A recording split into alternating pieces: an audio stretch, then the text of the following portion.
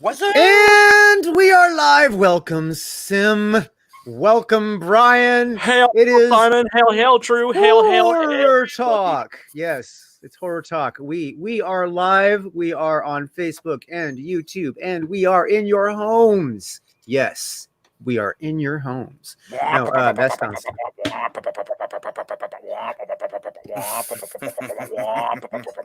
Sorry, Leatherface. Yeah, is we're super mature here on horror talk. It's a very mature genre. Damn it. Yeah, so we are live. Brian, please tell people what we're talking about tonight while I send out some links. We are talking about demons and demonic possession in particular. So we're going to be talking about movies like The Exorcist, Exorcist 2, Exorcist 3, not Exorcist 4, because that's a piece of crap. We're going to be talking about Dario Argento's Demons. We're going to be talking about some of the more recent films about demonic possession, like The Last Exorcism or The Exorcism of Emily Rose. We're talking demons tonight, people. So the smell of sulfur is in the air. So watch your ass. Bring your A game. We are going to be talking demons. Awesome. Yes. And we don't mean ex-girlfriends. Lothar D's in the chat. Hail. Kazing. No, we're not talking about ex-girlfriends. We're talking about the or ex-wives. Or ex-wives. Or exes in general. That guy over there too. Okay, I'm out. Welcome. Don't leave us, Simon. Don't abandon us. We need your help here, brother. You guys fished me with that excuse, and now you're telling me I can't talk it? Bye. Okay, no, you can talk it. Sure. I'm just joking. We're not telling you what you can do, can't do. That's not what we're here. We're not about that at Horror Talk. It's kind of funny. Again, this is kind of like an inside joke that we can't reveal too much, but is like the whole ex-girlfriend demon possession thing is kind of very essential to stuff I've been working on in the back. So it's, you know what I mean? Remember that Supernatural movie too? There was a scene in there like. Are you talking about Supernatural, the TV series, or talking about a movie called Supernatural? About a movie. Okay, remember the Ghostbuster one? Yeah, same principle. Gotcha. Or was it Scary Movie 1 or 2? They did the same type of thing. The ghost is a bit, Yiffy. Yeah, pretty. a little hot to trot, as it were. Or one of my favorite ones in the scary movies, it was the brown bag. The brown bag. I think I saw Scary Movie 1, which is the one with Chris Elliott where he has like the little tiny hand. Oh boy, I can't even. With a little tiny hand. Because I love me some Chris Elliott. So I think if I'm not mistaken, I think that's the reason I actually watched that one. And Beetlejuice is in that too. Beetlejuice from the Howard Stern Whack Pack. The joke of the brown bag, it was one of the weigh-ins, right? And he turns the corner, and it's an homage to another movie, and it's a really hot babe, like body to die for, but like a fucked up demon face. So it stops, and all you see they're in the closet with the brown bag on top of her head. And she comes to move it out, and he just puts it back. Don't ruin it. Yeah, I think I've seen that. Well, you see there, of course, he has to follow the double bagger rule. You know the double bagger rule, right? In case the first one tears. Yeah. I always love that principle, the whole attraction revulsion thing. That was done really well in Beastmaster by Don Coscarelli, who of course created Phantasm, where the witches have these incredibly hot bodies and then like these incredibly horrible faces. I thought that was definitely a classic example of the kind of thing you're talking about. I'm getting stalked in the chat. Yeah, I see that. It's funny. Who's stalking you, brother? That guy over there, 91B. Hey, Sim, I know where you live. I'm watching you right now. Stalking you. Well, I mean, you could see your stalker as somebody that's potentially victimizing you, but you can also see them as a benevolent watcher. He's just one of my friends. Yeah. Because think about it, your stalker's not going to about rearranging your furniture for you when you're not home. Exactly. Oh man. So, Drew, Nah. I dropped you a bunch of links. I'm sorry, Simon, you were gonna say? I was just gonna say, hey, buddy, welcome. Uh, Drew, I shot you a bunch of links, I and got those. Yeah, I okay. got those links. Yes. And so I don't know how we're going to manage that because, of course, we always have to be careful about playing links on this show for fear of getting copyright struck. Well, no, it's not a strike. It's just a little. It's just a warning. You know what I mean? It makes it hard to monetize later. I can actually dispute pretty much all of them because we do use the clips in fair use. We actually are commenting on them. We're not just watching them. You know what I mean? Damn right. And they're mostly trailers too. That's the thing that drives me nuts. You know, they're actually commercials.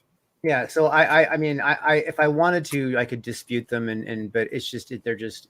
You know, it's just for monetizing. You know what I mean? And those and people don't watch the old shows on a high retention value.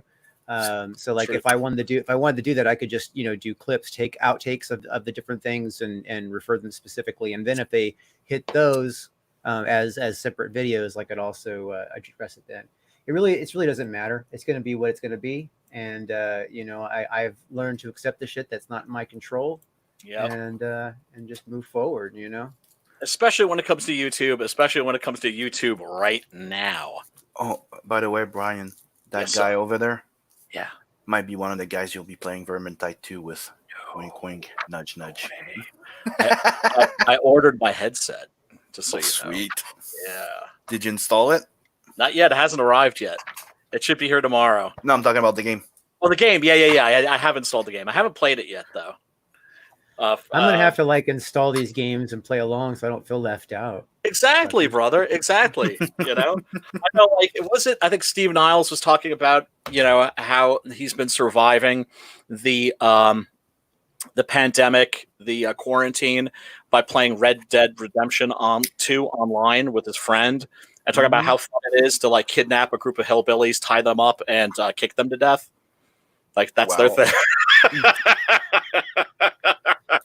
That doesn't sound psychotic in the slightest. No, not in the slightest. Steve Niles, of course, best known as the writer of 30 Days of Night and worked on a number of great comic book projects with the legendary Bernie Wrightson.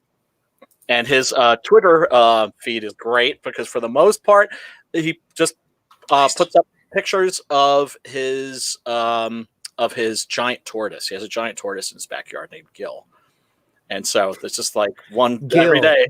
Yeah. And every day. But the hilarious part about that is tortoises are, they're not aquatic. Aquatic. They're amphibious, if even that. Yeah. So yeah.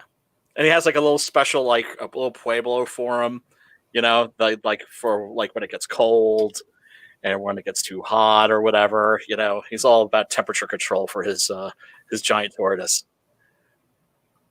So definitely check his Twitter feed out. It's hilarious.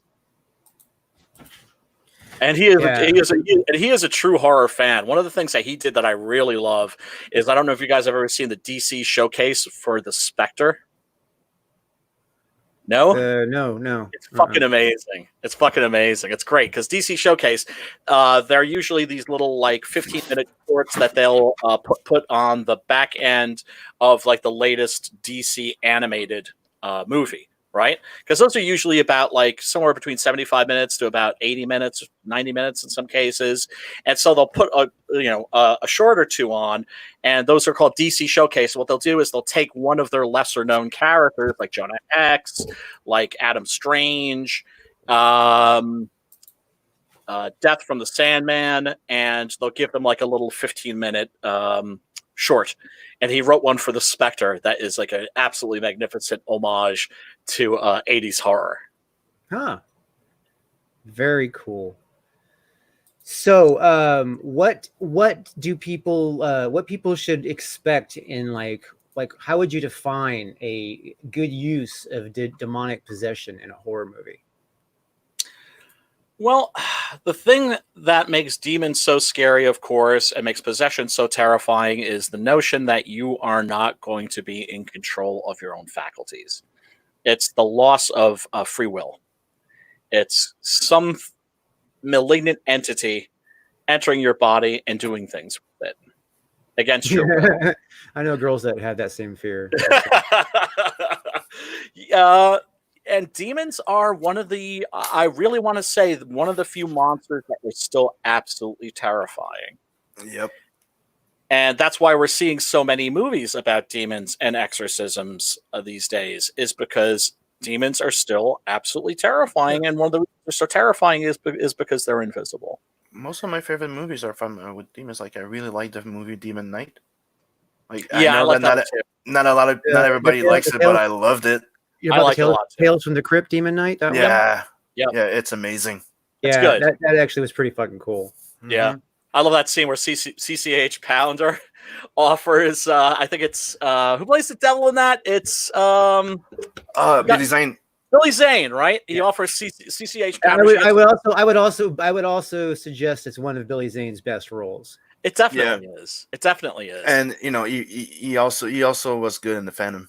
It was terrific in the Phantom. Yeah. Yeah, And the Phantom, it was that the outfit was pretty gay, but the movie was good. But I mean, that was the point. That's one of the reasons I love that movie, is because they kept that corny ass because they kept that corny ass costume. It's the principle that he's mortal, right? He doesn't have a big armor. He's just like, you know, an old dude in a leotard. Yeah, and with big pink leotard, purple. Well, actually, it was red. Yeah, it depends where it got. Purple. Pinkish it depends. Purple. It depends where it was published. Because in some countries it was red, in other countries it was blue, in other countries it was purple. I think that's was really interesting. One. That's well, I remember it as pink. So go there. I remember, and oddly enough, Billy Zane was never like a big comic book collector, but there was one comic book that he was a fan of and that he did collect, and that turned out to be The Phantom. So you could say that it was preordained. And that is a very fun movie. It's not perfect, but it's got that pulp spirit, and it's very true to the character. Let's try for a second. Oh, and hail Preston Acevedo. Preston, exit only, Acevedo in the chat, people. And I'm not kidding. Hey, Preston, do you want in the show? I'll send you a link. Interesting. Buddy. The main ones was the purple, the blue, and the red, as you can see. Interesting. The gray one was also often used. That was the other popular one. He was more blue. The blue works. Yeah. The Ghost Who Walks. And this is the one we got used to. There we go. That's the Phantom right there. Yeah, I mean the fact that they kept that costume, because I was thinking there's no way that they're gonna have that ridiculous costume, and they did. I knew that one first. Nice. Yeah, I mean that works. Blue works. Red, not so much. Nice. Beautiful work. Yeah, I love the Phantom. One of my favorite characters, actually. He's not in the public domain yet, is he? Yeah, I think he is. Is he? Isn't he? Just me. I mean, one of my favorite is the Shadow. I know that the one of the Phantom Twitter accounts follows me. It might even be like the official one. I don't know. Interesting. Ooh, Six Gun Gorilla Phantom crossover, maybe. Of course, the one I'm really waiting for is Tarzan, but you know, I don't know when we're going to get him. Isn't Tarzan going to be up for public domain soon? And Conan too, I think.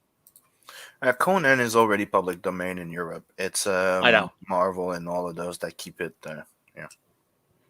Yeah, well, you know, I mean, ultimately, it's like, you know, Disney's going to buy up all of these characters anyway. They're not going to let us play with them. It was 75 years. They extended it to 100 years, and then. You know.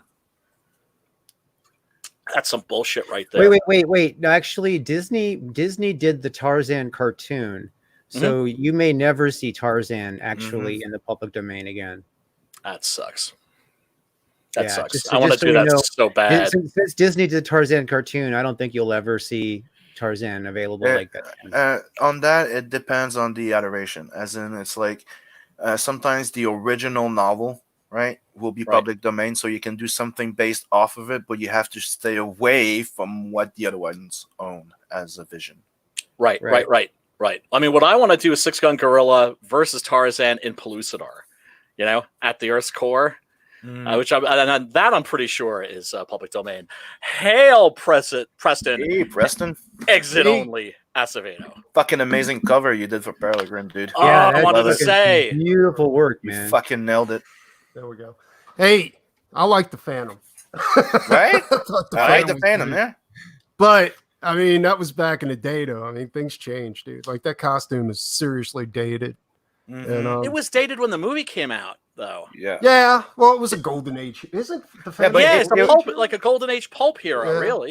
You Yeah, know? and it was made back then. It was not in present day, so that's why they kept the costume. That's what I liked about it. This is the same thing with the Shadow, right? They Well, didn't- you Yeah. remember, like the animator for Eon Flux also did a Phantom cartoon, right? Yes, Phantom 20 something or another. It was set in the yeah, future. 2020, I That was think. pretty badass. It was okay. Did It you say was okay. 2020? Did you say Yeah, I think it was. 2020? Yeah, I think it was. I think it was actually. I remember I had the video game too. I had like I think it was like for the Sega Genesis or for the Super Nintendo, Yeah. and that was actually okay. 2040. 2040. Yeah. Now, what I know about public domain is that you can't use the term Tarzan, but I think you can still use the character because the character's in public domain. You just can't use it. Like, is that right? Because they get a trademark on the name. You can't distribute like. You Well- can't bring something out of public domain, but you can put a trademark on the name. You see what I'm saying? Like, Gotcha. Yeah, it's yeah, a yeah. tricky type. Like you can use Shazam and Superman in their original costumes, but if you even think about putting that on a cover or putting a name on a cover, you get your ass sued. Yeah, Bless you, Drew. that's you. how Cat they were hair able to put out blowing around those right now. shitty, well, the old Superman cartoons on video without DC's permission. Yeah. The old. Did you say the old shitty? Yeah, I Superman was about to say cartoons? shitty, but I remembered like for its time, it was the greatest Dude. thing. Oh, ever. they were all. Oh man, the Yeah, the Max Fleischer Fleischer one, yeah. cartoons are They were all- fucking amazing. Those are so cool. Do you know that he actually wanted to do a John Carter Ooh, series that of would've been awesome. cartoons? Yeah. And there's actually like little bits of animation, test animation of like John Carter like leaping like like 40 feet or so. Was that Yeah. the same animation studio that? Because I remember the original black and white Superman like live action TV show. Like every time he like took off to go fly, Yes, it was. he was animated. Yeah, it was. You know what I'm saying? Like, Yeah, was yeah, that yeah. the same animation studio that did Mhm. that? It was. Well, Yep. Max Fleischer was the guy who did all of the best Popeye cartoons. Yeah. Right? The old black and white Popeye cartoons are absolutely astounding, but they wouldn't show them on TV when I was a kid very much because they were in black and white. The Betty Boop cartoons, those are incredibly wild and surreal. They were very informed by the jazz culture of the period. They very much have like a jazz rhythm to them. Just for a sec. Oh yeah. Did you preview these before you sent them to me, Brian? Did I preview them? No, I didn't Yeah. preview them entirely, but they're all trailers. No, what I meant is like, There's like no other- nudity. There's no nudity. I was actually thinking more of like, moments of relevance to the subject matter. Like I just went through one of them and it was just like a hallway of a fucking hospital. Oh, that's a great scene. Dude, that's one of the best scenes ever. We can't watch the whole scene. And it's you know what I mean? about, We it's can 1 minute. It's only 1 minute and it's all about that is like an eternity in YouTube time. yes. Yeah, look at this shit, man. Who is that? Tars Tarkus? Yeah, that was badass, dude. Fucking amazing. Yeah. Yeah, things to come that never Yeah. came. Yeah, Princess of Mars. Yeah, so it's like John Carter. I don't know who owns John Carter, but like around the time that the big Disney John Carter movie came out, which they just dumped, by the way, they didn't do anything to promote that thing at all. There was a direct-to-video version of Princess of Mars with Tracy Lords as Deja Thoris. Ooh, I love her work. She's a great Actually, I actress. saw that. I actually had to go and watch that because it was interesting. Bad. Antonio Sabato Jr. when we John when we Carter. heard about the John Carter movie coming out, like Yeah. Mark Ellis, the old Doc Savage writer for DC, got in touch with me, and we were working on a book that was along the same lines as John Carter, except No shit. yeah, but he changed it to Gulliver of Mars because we couldn't use John Carter because they took that out of like I said, it's weird. Like you can use John Carter, you can use that all on the inside, but on the outside you can't use that. because the title would be trademarked. Yeah, you can name the character John Carter, and you can like make it look like the John Carter and follow all the theming, but you can't name the book John Carter. Right? No, you can't. Gotcha. Yeah, like you can't do Shazam or Captain Marvel or anything like that because but you could do a Princess of Mars. Yeah, and we were doing it like super space age type of thing where it was actually a continuation of that fucking what was it? It was the old radio horror program where Mars was attacking Earth or something like that. What was it? Wasn't the day War of the Worlds? Yeah, War of the Worlds. So it took place after War of the Worlds, right? And it's weird. Like the whole thing was crazy. Sounds a little bit like Killraven. Oh, I love Killraven. I love Killraven too. I'm a huge fan of Killraven, dude. You know what? As the project that we're working on, it's not top secret, but we're not going to discuss it in depth. But as I've been working on it, I've been like going through my old Killraven comics. Dude, I know, right? I fucking love Killraven. Killraven. Yeah. One of the more obscure Marvel characters for the uninitiated. Yeah, but they turned him gay. Did they really? Yeah, they brought him back and they took away all of his muscle. And I don't know if you noticed, but in England, they took all of the Killraven comics and made it a Planet of the Apes comic. You know what I'm saying? Like he wasn't Killraven, awesome. He was something Raven, like Ape Killer or something like that. No, you know what I'm shit. saying? Yeah, dude, it was nuts. That's great. I'd love to read those. Yeah.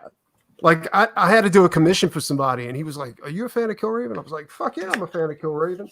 He goes, "Did you know Killraven was actually, something Ape Killer in Britain? It's all the same comics. Like they just redid the pages and edited them, like edited the costume and shit like that." Oh shit, that's fucking awesome! I love that. Oh, I want to see those so bad now. Yeah, I can send you some pages. Like, I'd love to. Yeah. And yes, what we're looking at here is the trailer for a Spanish horror film from 2007 called Rec. Rec, of course, for record. This was remade in America as Quarantine. I've never seen the remake. People, please watch the original movies. If you have to watch them in subtitles, if you have to watch them dubbed, but watch the originals. Don't make us live in this world where we have to remake movies in America just to have them in English. Saw it, loved it. Fantastic. Yeah, brilliant. Brian's a horror movie snob, just so you guys know. I am. Oh, dude, I'll be the first one to admit it. Yeah. No, so you're not excited about the Pan's Labyrinth remake? You're not excited about that? In the English? That ain't happening. I know. Because Guillermo's in Hollywood. He put a stop to that shit fast. But I believe Quarantine, the remake of this, in that it's a zombie movie and it's a disease that is turning people into monsters. In Rec, it's something else.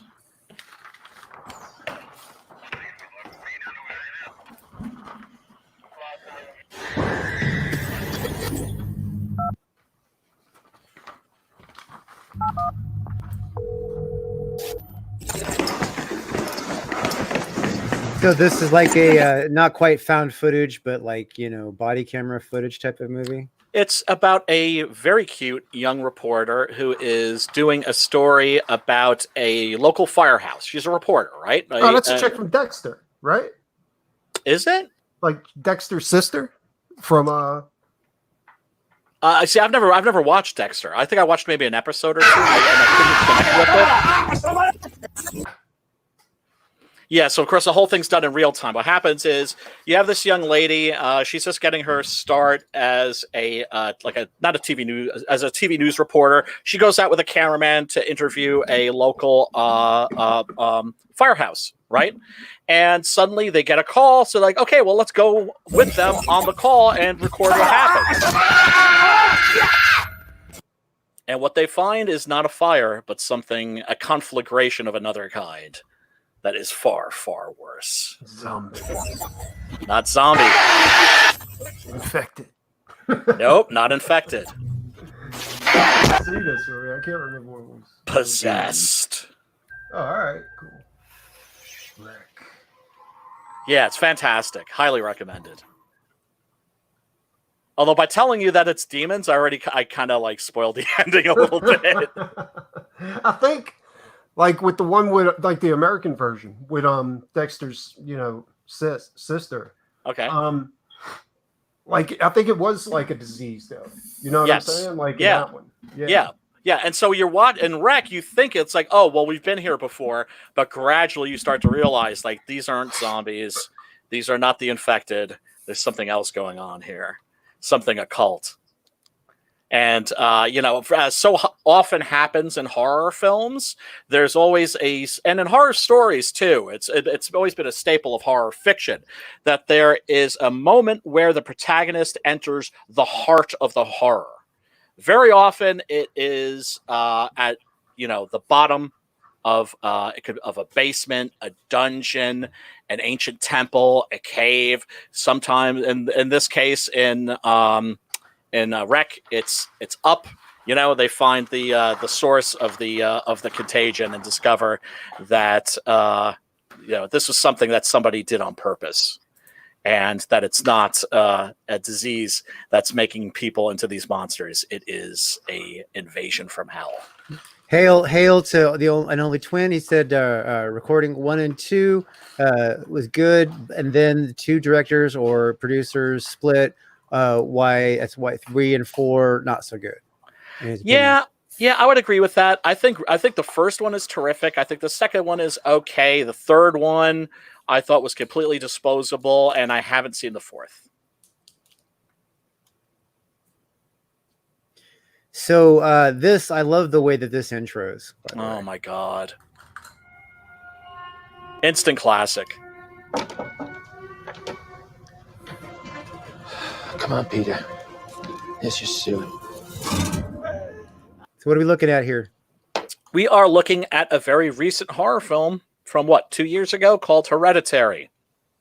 It is the debut feature of, I'm forgetting the name of the director now, and it is an instant classic. Toni Collette stars as a very troubled mother of a son and a daughter, and there are nefarious things going on involving her children. Her mother was always very cold to her, and yet very warm towards her granddaughter. And gradually we come to realize it's because, once again, I don't want to drop too many spoilers, because Hereditary is a film that I really believe is the most effective if you go into it knowing virtually nothing. It's heartening to see so many.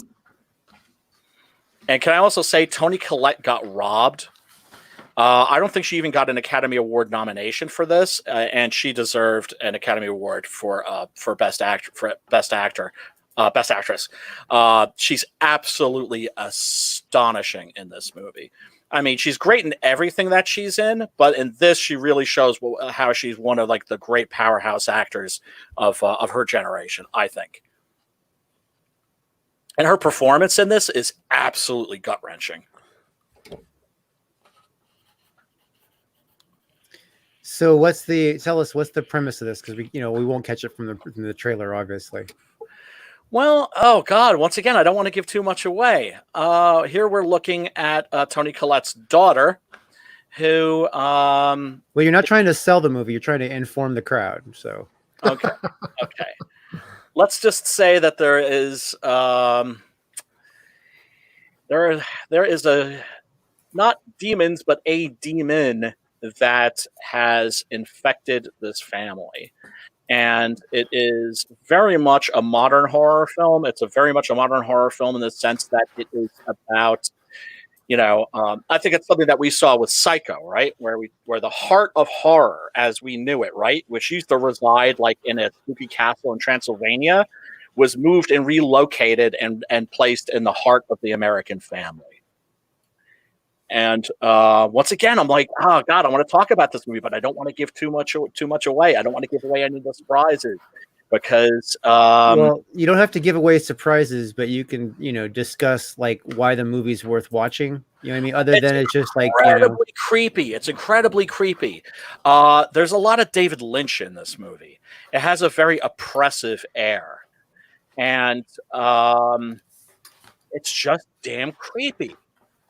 It's brilliant, and I'd like to give examples once again, but this is one of those movies, man. Well, give some examples. Give some examples. All right, Damn okay, it. all right. Here we go. Okay, Toni Collette's mother, when she was growing up, had a pact with the demon. The demon lives in the body of Toni Collette's daughter.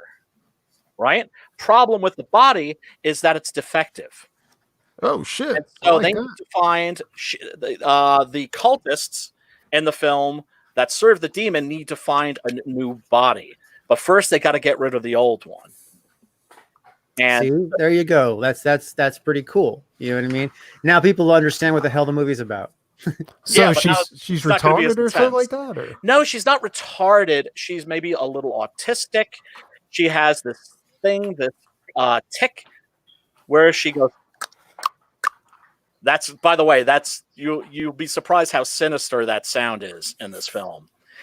And so her big brother, is that her daughter right there? That's on Yes. screen? Yes. Yeah, she So- definitely looks like something's wrong with her. And Jesus Christ. yeah, and she's very sort of very remote. There's something very amiss with this young lady. And Just real quick to hail the Delta Spurg Force, dropping links in the chat. Great to see you here. Glad to see you doing the mod work. Hail Delta Spurg Force. You the man. Much greatly appreciated. So what happens is she has one of the things that makes her so defective is, first of all, she's female. The demon identifies as male, so it wants a male body. The other problem is that she's got other issues. She's allergic. Way to flex that male privilege. Yeah, man. Well, he's a demon, you know, one of the princes of hell. So.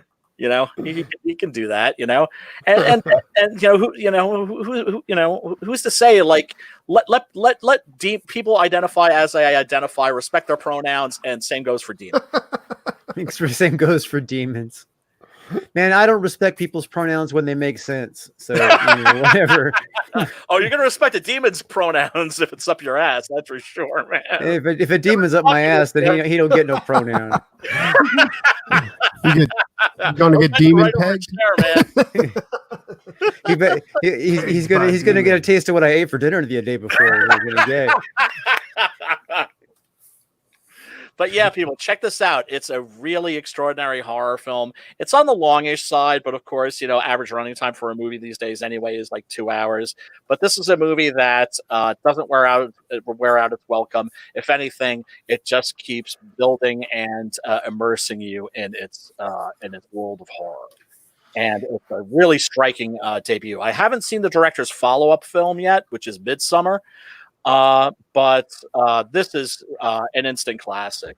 Definitely go check it out. I would say it has a feel similar to the first Omen movie. It's a slight feel like kind of that same kind of feel. I watched it a long time ago. It had a slow pace. You got to pay attention, or you will lose track of what the fuck's going on. But if you pay attention, it will fuck with your head. Absolutely, and it is very deliberately paced. As opposed to slow paced. It's a slow burn, but it is incredibly compelling. It kept me nailed to my seat. And it's interesting that you compare Hereditary to The Omen, because I think a good way of describing this film would be The Omen by way of David Lynch.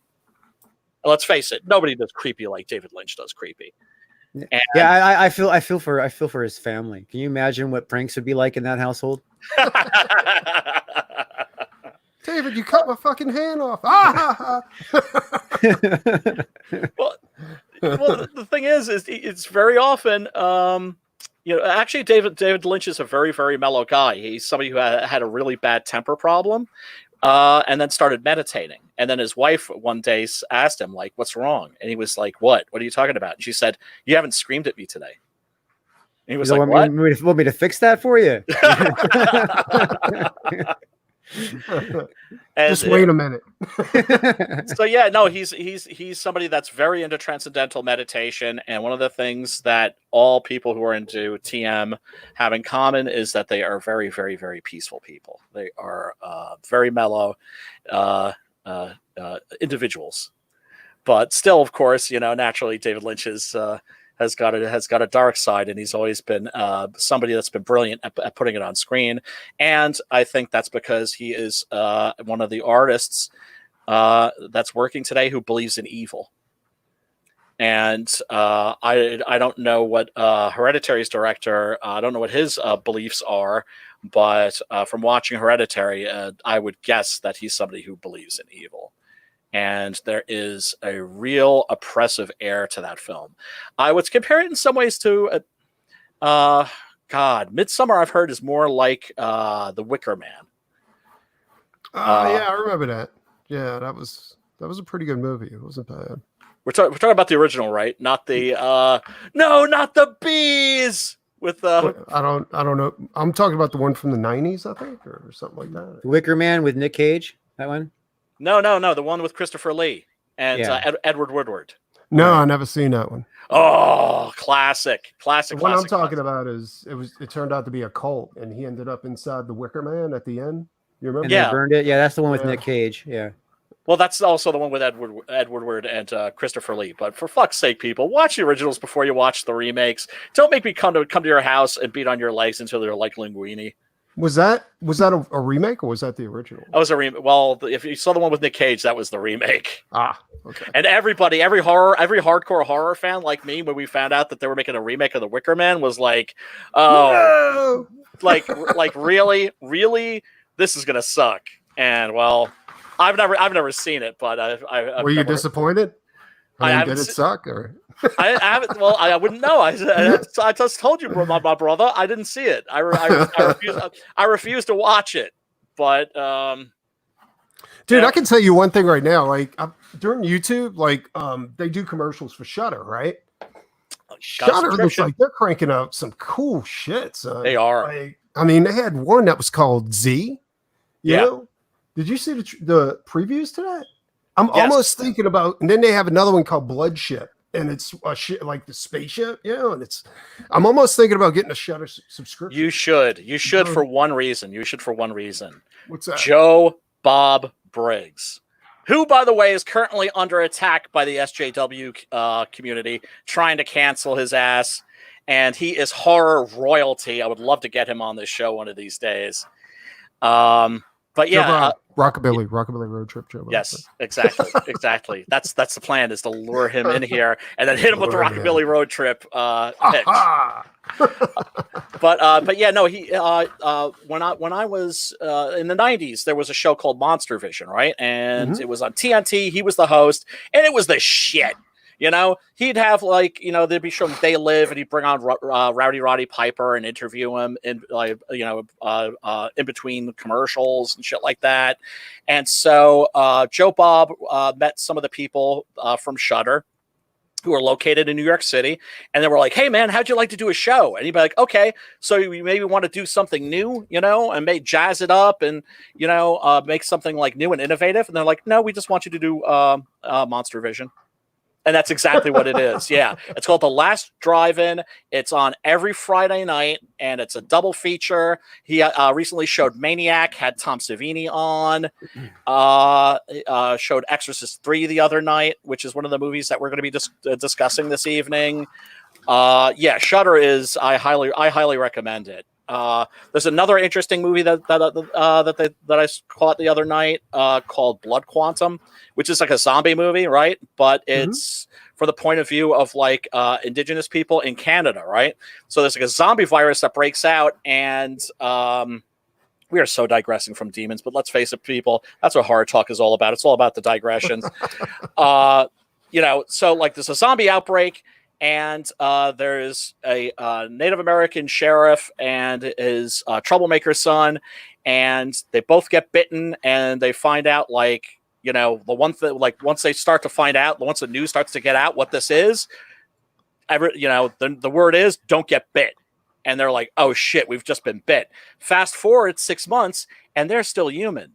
And it turns out that the people of Native American heritage have a natural inborn immunity to the zombie virus.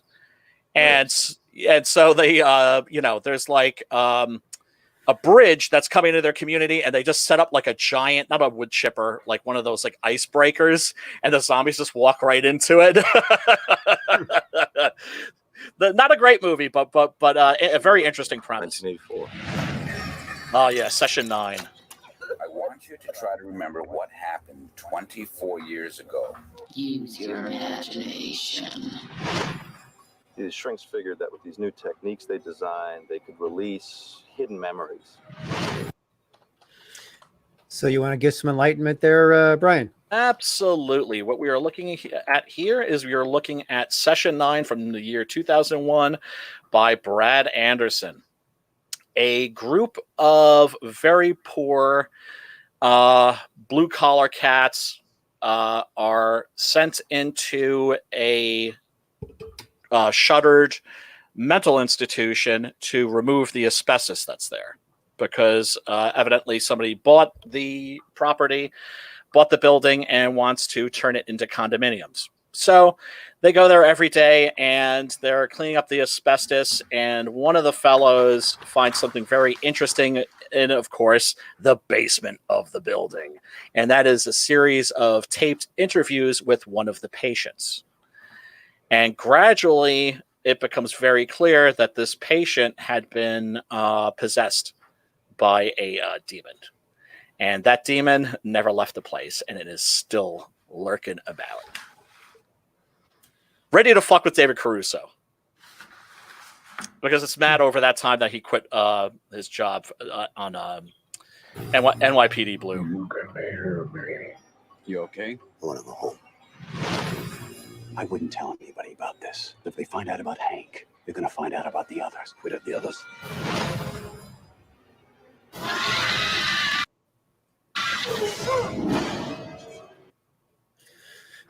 So you want to give a little bit more? And we're not afraid of spoilers here. Okay. Well, what happens is one of the fellows is having a great deal of psychological trouble because he's having troubles making ends meet, and he and his wife have recently had a child. He doesn't know if he's going to be able to provide for them or not. And as the demon says in the film, it lives in the weak and the wounded. I'm so sorry. So it's just been hanging out there, and it's waiting for an opportunity to jump into somebody. And If we're talking about demons, yeah.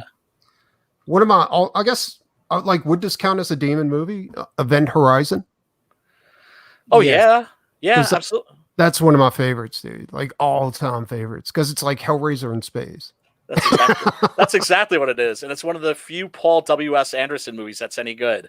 That's good, and Soldier are both terrific. Now, Soldier which was buried by the studio, very virtually unknown movie. Which one? Because the one with Soldier with Kurt Russell was Kurt not Russell. a demon I like movie. that one. That wasn't really a demon movie. No, I'm saying it was by the same director. Oh, okay, yeah. No, Soldier with Kurt Russell is one of my favorite all-time movies. Oh, it's an awesome absolutely, movie. dude. Yeah. It's an awesome movie. Yeah. Written by David Webb Peoples, who did Blade Runner, of course, and Unforgiven as well. Get out of here. Yeah. All right. Sweet. Yeah. And says that it's actually set in the Blade Runner universe. Here No we're way, looking. Soldier? Yeah. It is a movie called Demons. One of my favorites. This is a party movie all the way. They're coming for you. That was Mikel Suavi in The Mask, by the way, the director of Cemetery Man. Nice. Yeah, that's another one of my favorite movies. I love Cemetery. I actually messed with my girlfriend at the time watching this. I kept telling her, like, this movie's going to make sense at some point, right? That the guy in the metal mask, he's going to show up at the end, and everything is going to be revealed, right? And then when it wasn't, I was like, psych! You're dealing with Italian horror, man. They don't give a fuck. What's up, Von how Star? long were we making you wait, Vaughn? I'm sorry, brother. What's up, Von Klaus? What's up? Dude, you got to be a Demons fan. Yeah, Vaughn, are you muted? Hey, What's up? There you are. Steak and bacon. What's steak and bacon? What's up? What? That was a psych. That was my psych out right there. I was just messing with you. Totally meant to do that. So you guys hurled like 50 questions at me, so I've got answers. One, yeah, hell yeah, I'm a Demons fan. I love Demons, dude. Demons is the shit. This is the movie you and your college buddies stay up late getting drunk and watching, man, and like trying to like figure out like what doesn't make sense, and you never have an answer. You just debate for like hours. like why did that happen, man? I don't know. Maybe the demons, blah blah blah. Like, don't ask any questions. Just enjoy the ride. Exactly. Surrender to demons. Yeah, it's good, man. It's good stuff. And Night of the Demons is cool too. I swear that must have been influenced by these. It was. And then there's Demons 2, which is also really good, which is set in a good one. It's set in a high rise. Real quick, folks. Demons, 1985, produced by Dario Argento, directed by Lamberto Bava, the son of the legendary Mario Bava, and it is about a group of girls who are riding the metro in Berlin, and they are given a free passes to a movie sneak preview, and they go to the theater and.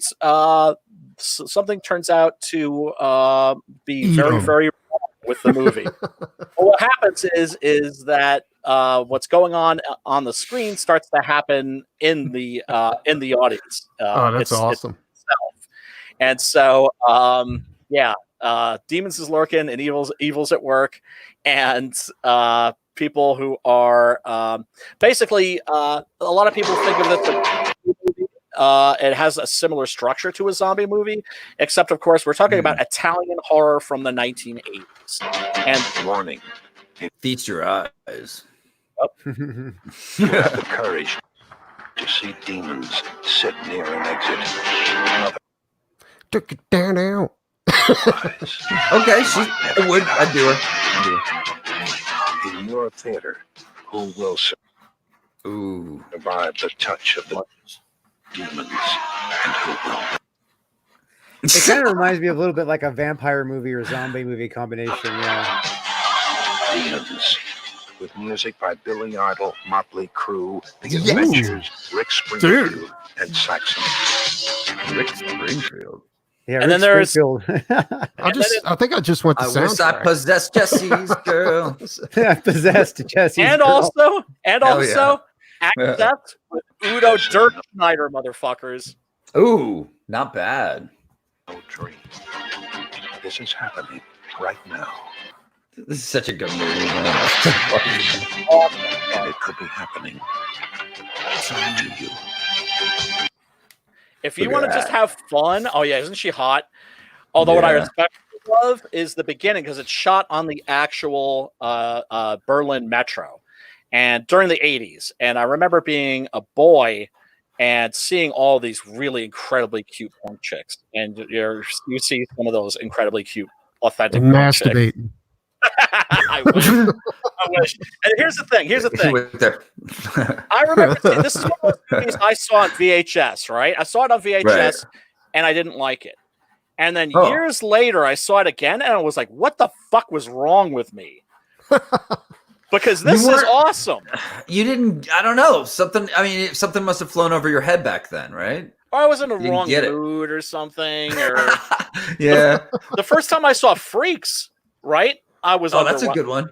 I was underwhelmed. I was underwhelmed by it, and then I saw it years later, and I was like, "What the hell was wrong with me?" You matured as a viewer. You grew greater understanding of what made it great. How about that? I think it was probably more of a mood thing or something. I don't know. Mood, okay. Maybe. I don't know. Because it just seems like you have such a broad love of all things horror that I would assume you to love those because they're they're still such cult favorites. You know. They are. Drew Love, where's that one pretty chick? Where's your friend? Oh, Amber. Yeah. She actually regrets not being here. She says hi to everybody. She actually we were just texting before the show, so tell her that we said hello. Tell her we miss her. Okay, I will. I'll tell her, and then she'll be guilted, and you'll see her next Monday. Great. Now, Great. Demons.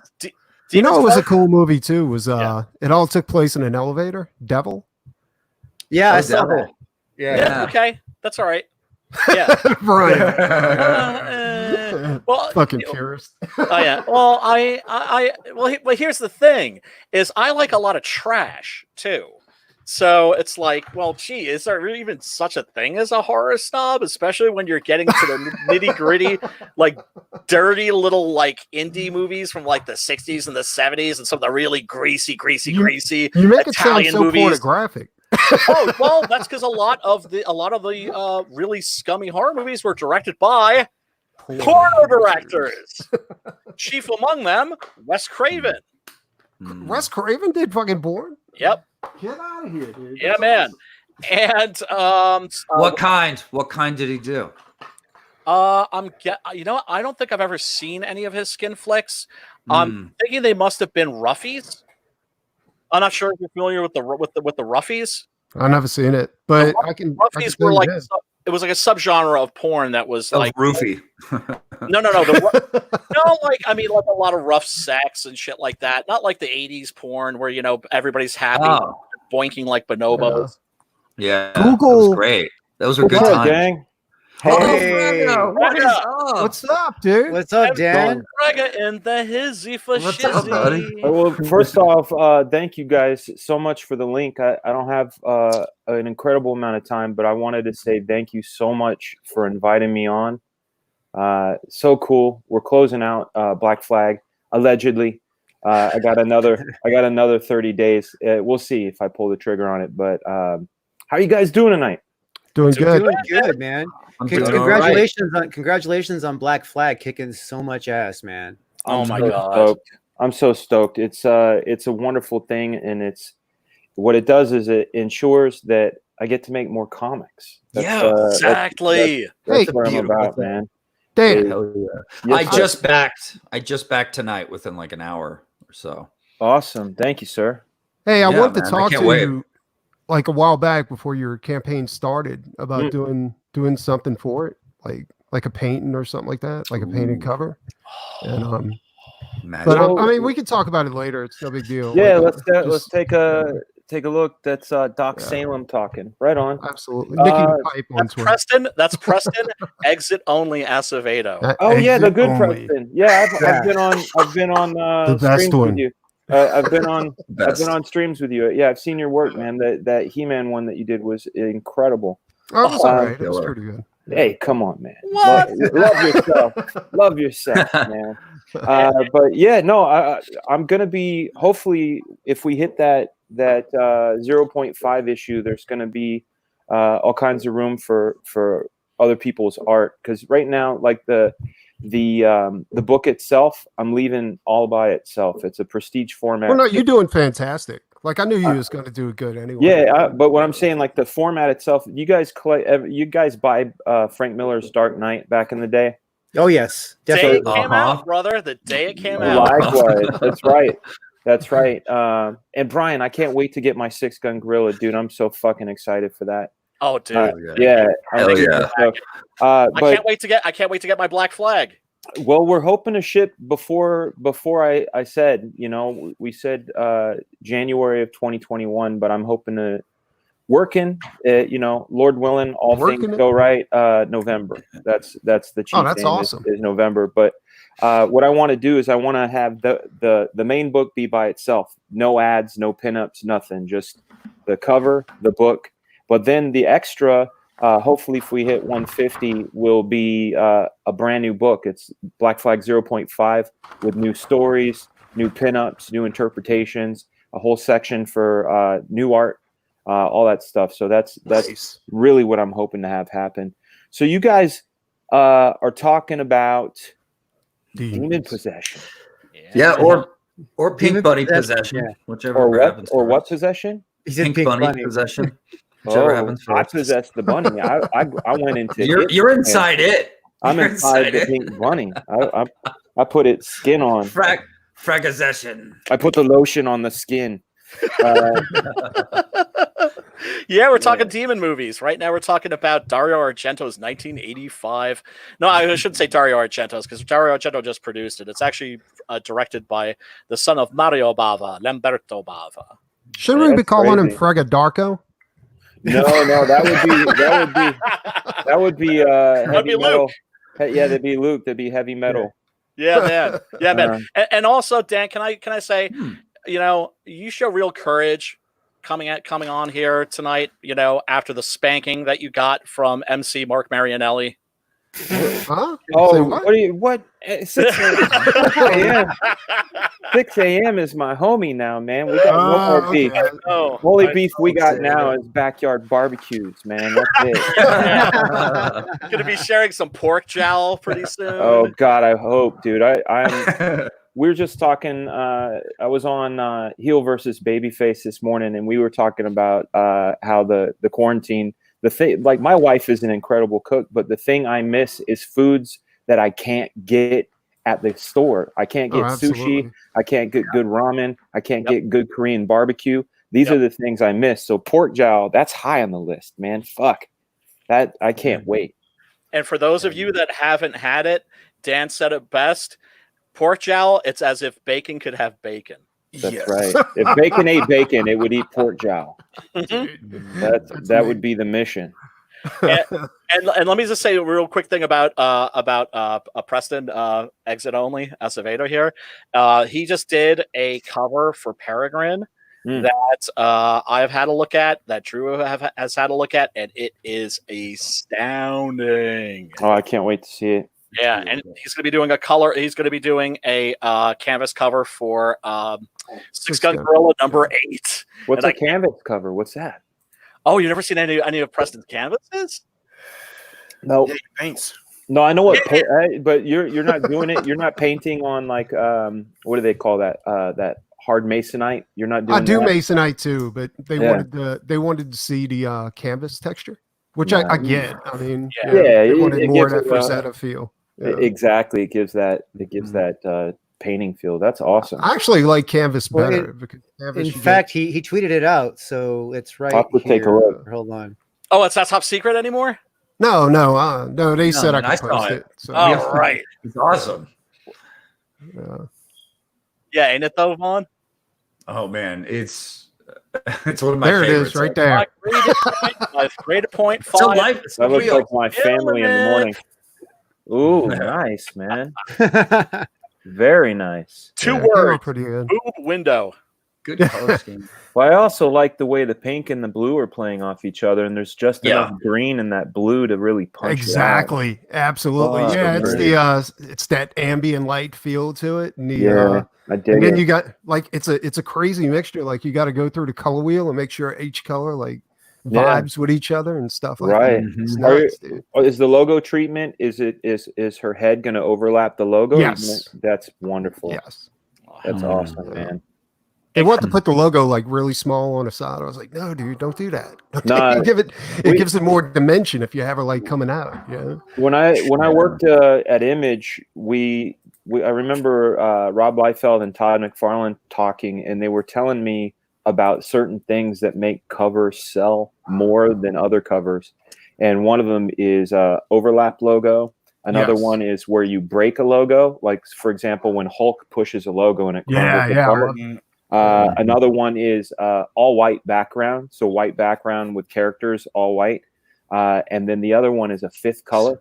Fifth color will always do it too. And fifth color is usually you'll see the normal 4-color process with like a neon sort of logo. It always just pops. Holy shit, that does sound amazing. Actually, yeah.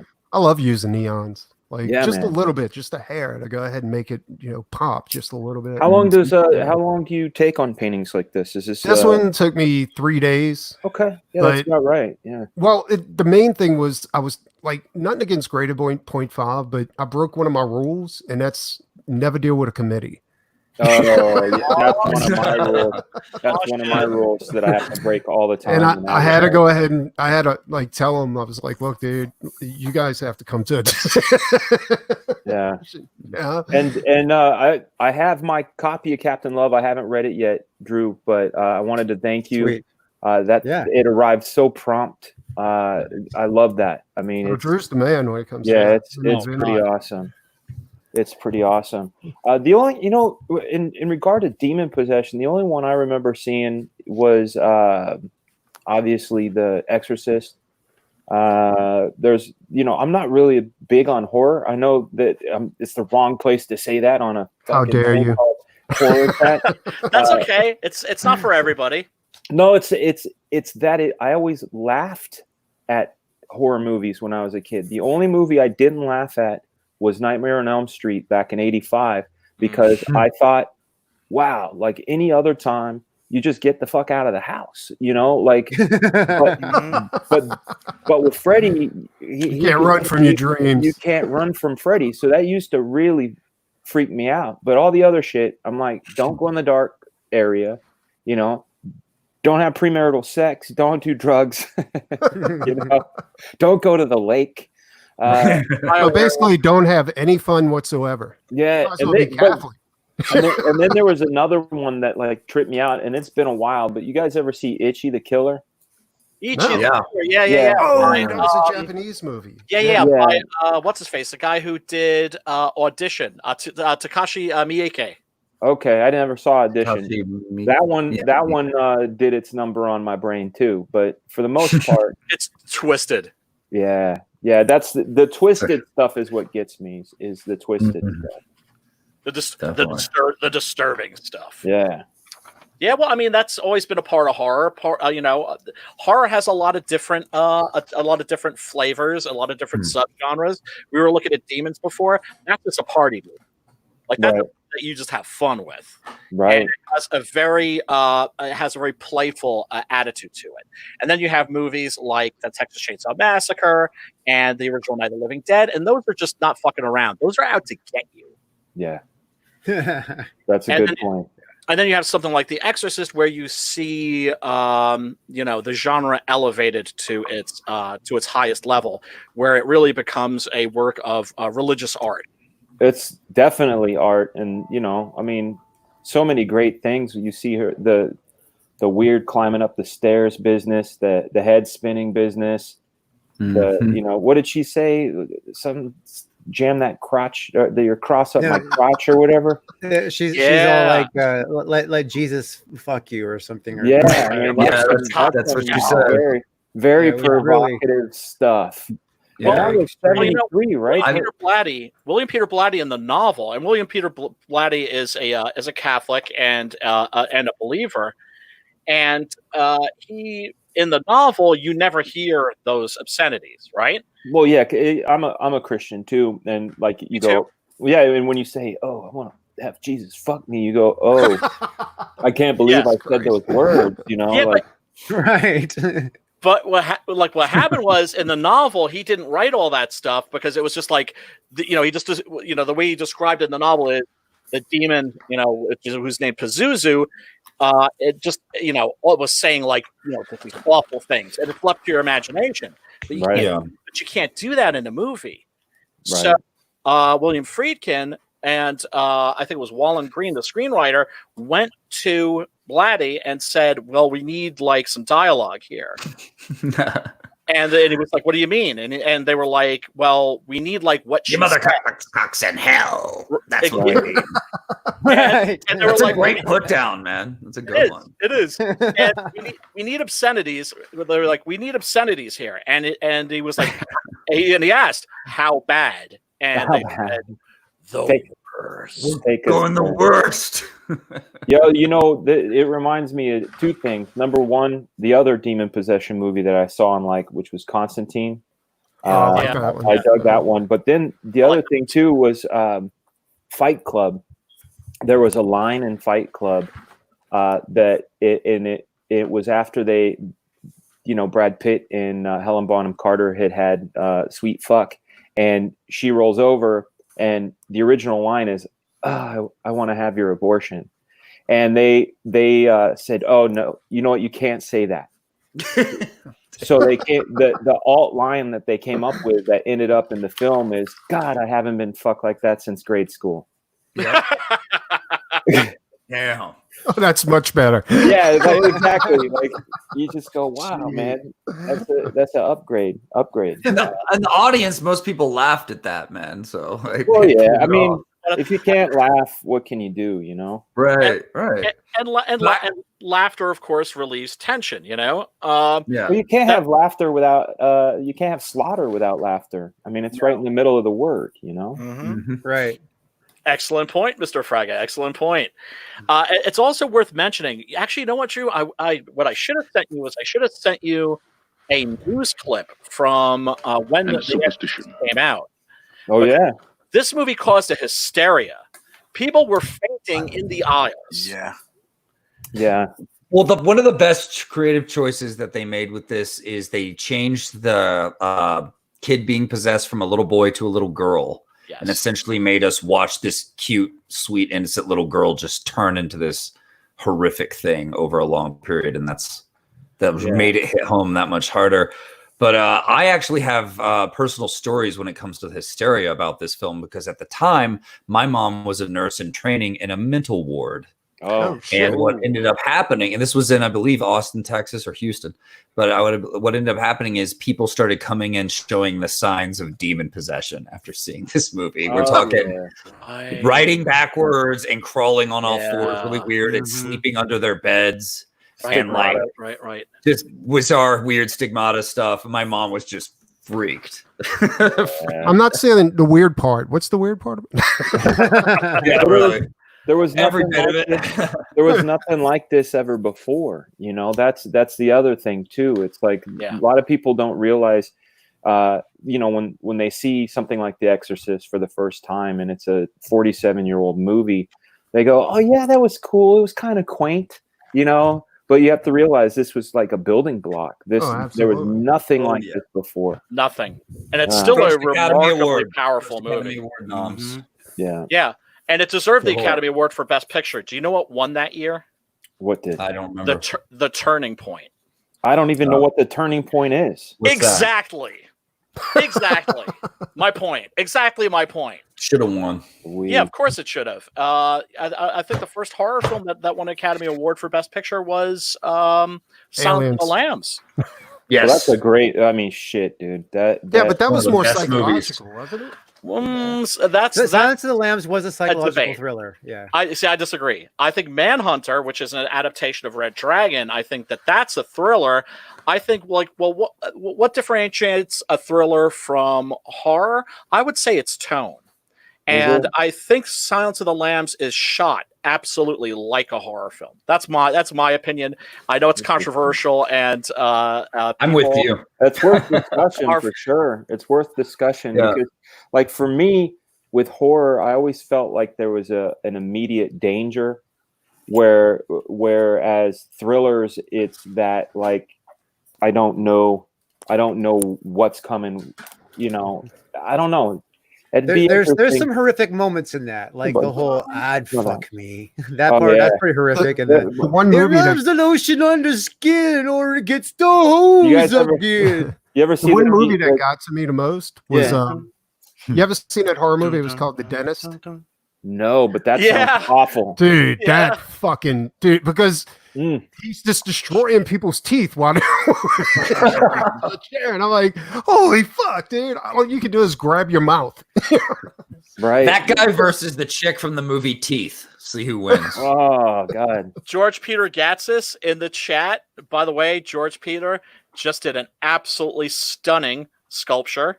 3D. Oh my God, he's doing he's incredible, and he showed me the designs for the 6-gun gorilla sculpt that's going to be coming out as a tier or a perk or something or another. And George is one of CG's really incredible talents. Yeah, he killed it on the design he did for the hauler. I mean, it's awesome. It's really knocked it out of the park. It's awesome. By the way, Drew, I shot you a link to the news story from 1973 of the Exorcist hysteria. Should you care to show it? Well, we'll go with that, but I want to get the screams here real quick. So I you got it. You got it. Oh, nobody believed it, and nothing could stop it. I love those parts. and it's really a beautiful movie. It's really because it's very much about the Father Damien and his crisis of faith. And he's someone who is really has lost his faith, and then suddenly, boom, there's the devil. Or what's claiming to be the devil itself. Can you imagine working on that film? Like there are no CGI effects. That was like 20 people. Practical. They were throwing records and they had to go around and take care of business. And there was a story about the scene where the guy fell down the stair, that the guy actually cracked his skull open, and they kept filming before they called the the medic. Just keep shooting, and then call the medic. Oh well, you know what? Sometimes you gotta, man. Pain is temporary, film is forever. But also, if you actually cut and ran for an ambulance and you ruined the shot, that stuntman would be pissed. Yes. He'd be like, "You MFers, I cracked my skull and it's all for nothing." Oh, poor you. Here's the thing.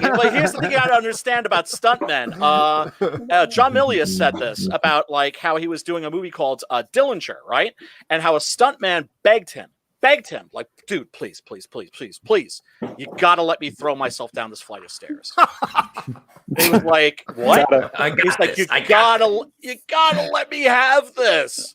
And there's this, and he's like, they're lunatics. Thanks, dude. So you let him have it. Yeah, so he let him have it, and you could see the shot in the movie, awesome? and it's spectacular. It looks awesome. It looks awesome. So yeah, I mean, it's Give them what they want. Yeah, stuntmen are like professional wrestlers. It's just like, okay, well, from talking to them, you discover they're not stupid, so that leaves brave and crazy. And there's one other element you got to consider. There's one other element you got to consider with the stuntman is if they can do something memorable, yes, it will drive a lot more work. So they will do extra crazy shit and take a gig that pays virtually nothing if there's an amazing stunt in it for them, because they can ride that to the bank for sounds like years. Comic artist. Yeah. And I'll tell you the other thing that's really impressive. I worked on a few films that had really great stunt department. The Transporter movies. I know this wasn't a great movie, but the stunt department on Dragon Ball Evolution, they were a great batch of actors. I've never seen a stronger brotherhood in any department. Like, camera's cool, they fuck around, they're great. Art department's fun and they're great. The stunt team, they'll live, breathe, die for each other, because it's that their lives depend on it, essentially. So they are. I've never seen people fuck with each other more than stunt people, but I've also never seen a tighter knit of a group of people than stunt people. That's interesting.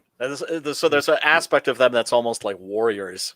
Yeah, 100%. Well, yeah, 100%, because you have to almost be part of that person's nervous system to make sure that everything goes safe, and the things they do, I mean, fuck, nuts and whatever, ovaries of steel. Yep. Yep. I can't believe it. I can't believe the shit that they pull off for our entertainment. I know. That's why, like, when I see professional wrestlers like doing really crazy shit, I'm like, you know what?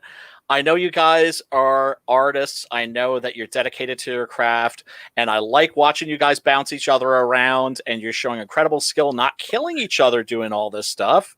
But don't die on my account. You know what I'm saying? When you see these guys like in ECW, it got a little too crazy.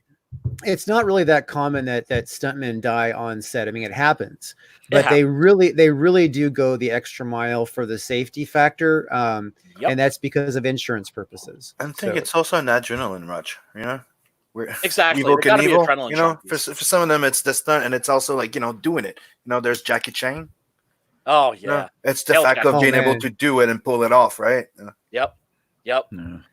And I'm impressed with Jackie Chan because I don't know if anybody else has heard this, but it's like he has like supposedly the most expensive insurance policy on movies ever because he does his own stunts and he does them the way he does them. He's broken Not in the all American over the ones. place too. Yeah, dude. There's a scene in one of the movies where he broke his freaking ankle landing, so they casted it. Then they put a rubber shoe over it, and he still kept going. Rumble in the Bronx. Rumble in the Bronx. That's Yeah, right. yeah. And of course, Jackie Chan was heavily influenced by Buster Keaton. Buster Keaton. Harold Lloyd. That's the guy that did that very famous silent movie where he's hanging from the clock tower. Yeah. And that was real. Hardcore. Oh, dude, and the gangster movies that were being shot like in the 1930s and the 40s, like the what's the face, friggin' why am I blanking on his name all of a sudden? The guy who said "you dirty rat," except he never did say "you dirty rat." Cagney. So you dirty rat.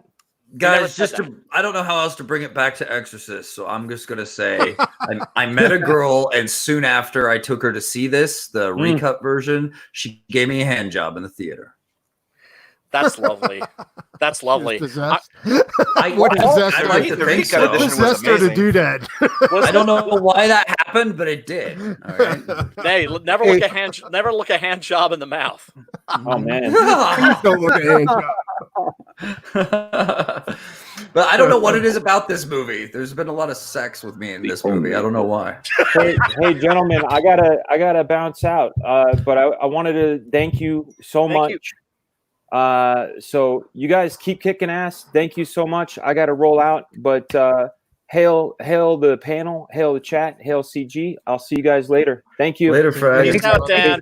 Thanks for dropping in, brother. Man, so cool. Yeah, love that dude. Yep.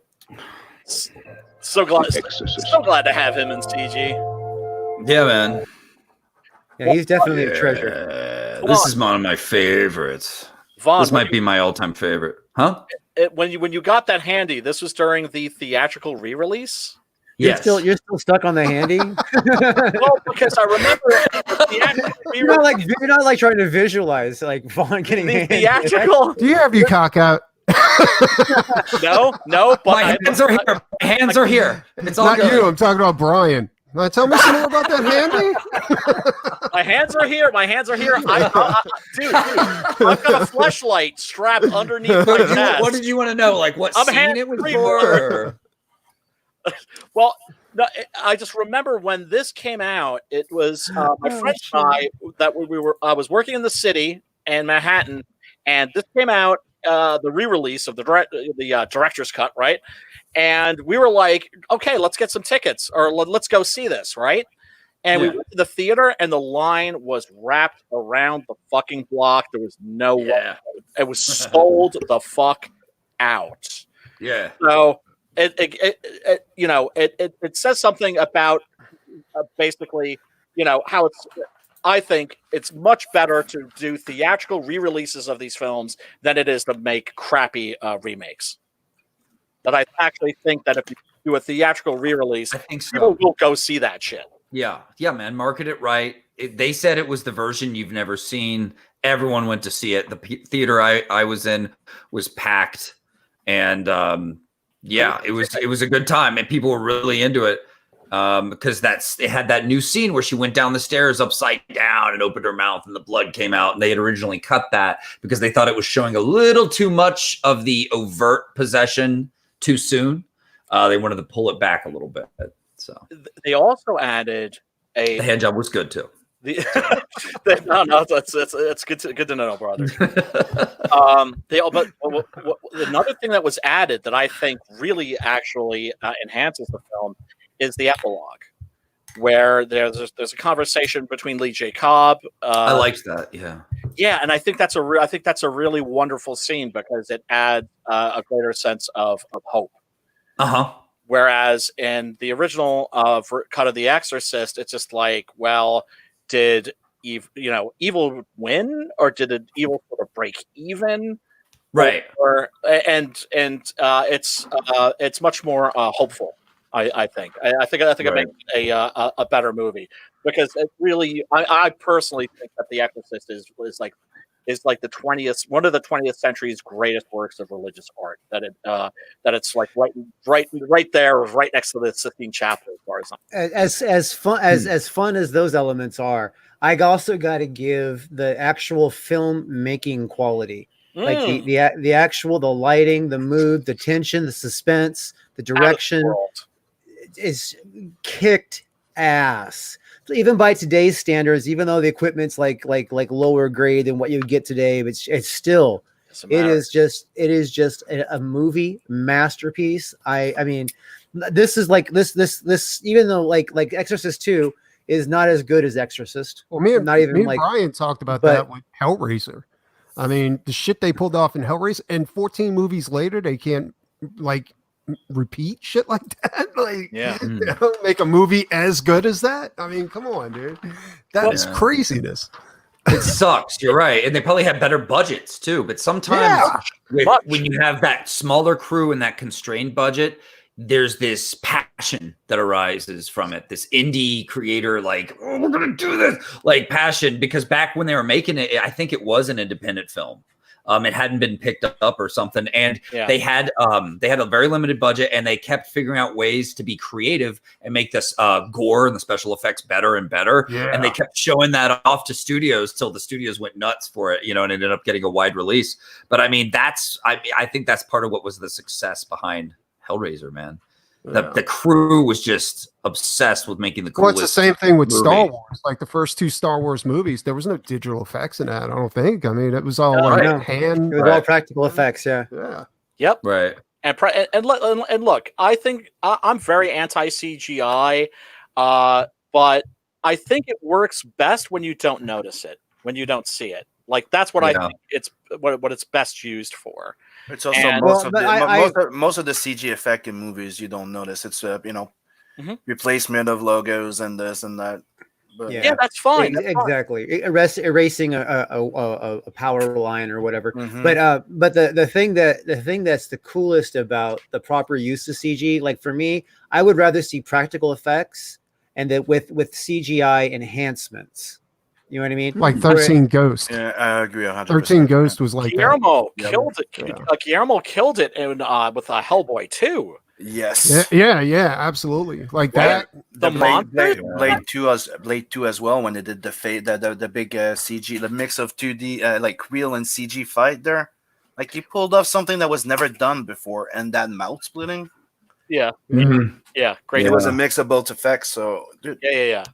Jurassic Park showed us early on that when you make stuff that lasts, man. It stands the test of time. It looks good. It looks better than more natural, I guess you could say. Multimedia, a combination of animatronics, makeup effects, put in some, it should be an extra tool, not a replacement. Exactly. Yeah. Exactly. That's why Avatar feels a little like hollow sometimes. It's just like if you're watching an animated movie, you feel like Avatar feels hollow because it is hollow. Avatar feels hollow because there's no real story there. It's just it's like watching a fireworks display where you've got like all this incredible visuals, and afterwards you're left with a empty sky. You're not left. Well, no, there's all the elements of a good story in Avatar. It's just that it's just that it's not like it rides more on the concepts than the dialogue and structure of it. You know what I mean? It really is. It's one of those things where it's more of an introduction to the world than than a use of it. Writing. It's incredibly lazy writing. The fact that it's like what's the MacGuffin of the story? Unobtainium. I'm like, unobtainium? No, sorry. Go back and go. No, find something else. And then people were telling me, but there is such a thing as unobtainium. I don't give a fuck. Find something else. Is there really such a thing as unobtainium? Yeah, there really is. Yeah, but you know what? It sounds fucking lame. So yeah. It was pretty much a copy paste, A to B story. Like lazy. That's why people call it Ferngully and or whatever. But right, it's for me, it was about more flash and showing off what they could do with the current tech, that like highest tech. And he hoped it would impress us, like, because you have to understand, Star Wars blew minds out of skulls when it came out with that Industrial Light and Magic, dude. It was hot, and no one had seen anything like that before, and so everyone lined up to watch it. I don't think necessarily we were promised Avatar did that, but it just didn't quite hit for me. I don't know about you guys. As opposed to like the Matrix and Star Wars, which are real stories and have a spiritual aspect to them, you know. So for clarification on unobtainium, it is a hypothetical mineral that is impossible to produce. It's a real thing, but it's a real thing, idea. But it can't be real if it's hypothetical. Yeah, it's an idea. it's scientifically impossible. It means that it probably can be when science gets to a point. It's like you can describe it and but it's not something that we have any tangible evidence of.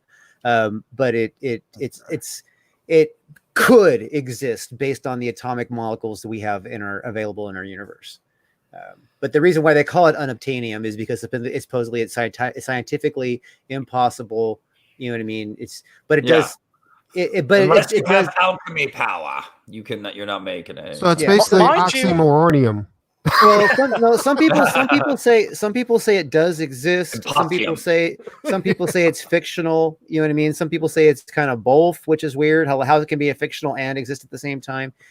Science fiction, I get it, right? Like we talk about it in a book, and then later we invent the rocket ship. I mean, right. This sounds a little more complex. Well, it sounds a little bit more like Secrets of the Universe kind of it stuff. Smells really bad. Got found unobtainium. The problem is it smells like farts. And, it smells like bullshit. And not your own. So horse shit idiom. This wasn't as good, man, as I'd hoped. It's very controversial. More experimental. Yes, this is by John Borman. You're talking about Dino De Laurentiis. You're talking about a very, very big budget. Here's the thing about John Borman. There are two John Bormans. There's John Borman, the perfectly respectable filmmaker, the guy who made Point Blank, the man who made Deliverance, the guy who did Excalibur, the guy who did Hope and Glory and The General. And then there's batshit crazy John Borman. And that's the guy who made Zardoz. And this gets a lot of hate, and I'm not going to say that it's not a mess. It has way too many ideas for its own good, right? Yeah. Oh yeah. But I still think it is a must-see. It's still a film I really, really enjoy, and it's bold. I loved the intro. Fantastic. The intro. And that great score by Ennio Morricone, of course. Yeah, it was too much. It was too much what they can do versus what they should have done.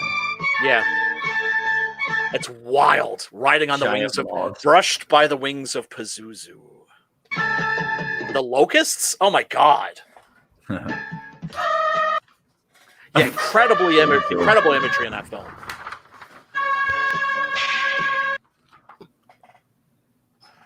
I met Linda Blair at a Chiller convention, and when I mentioned that I was a fan of this movie, she just kind of went, "Dude, you got to." I met her. I was at a con, and she was sitting across from me, and yeah.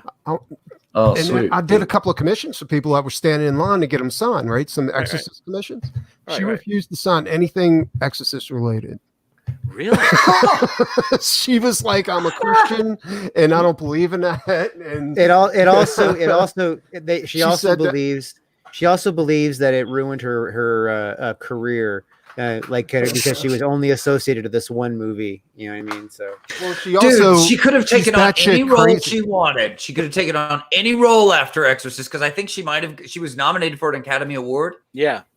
The world was hers, and then she was in all these, she hit her late teens, early 20s, and she's in all these titty flicks. Well, she rescues dogs now, is what she does. Yeah, that's exactly what she does. She rescues dogs, but She was batshit crazy, dude. Like she was fucking totally out of her mind, dude. Yeah, she had a drug. I guess there was a big drug problem with her for a while. Yeah. Well, dude, you remember who her boyfriend was, right? When she was at her cutest, and let me tell you, when she was in her early 20s, she was smoking hot. Oh, yeah, she was adorable, cute, adorable. That's right? why she did titty movies. Yeah, there you go. But she shouldn't have. But Rick yeah, James, man, she was partying. She was partying with Rick James. I believe it. I totally believe it. She's super Guys, freaky. I'm gonna need to leave. I need to go eat something before the next show. Right, Simon. We love you, dude. Hail, All right, brother. Sam. Take it easy. Hail. Talk to you guys later. How are you, Simon? Peace out, Simon. Peace. I wonder if he wrote that song like Super Freak because of Linda Blair. Yeah, what if? Who's the girl behind that shit, or is it just a series of girls? Because you don't take country, mother. Yep. and oh god, with those oh man, she was cute. She was a bad. And the body was banging. Oh my god. Do you remember? Have you ever seen like her nudes from that period from a Wee magazine? Jesus, man. Yeah. Because she was one of those chicks where like some guys would be like, "Oh, she's fat." I'm like, no. Who's No, not at all. No, she just has a round baby face. So she's just got that cute, innocent, cuddly.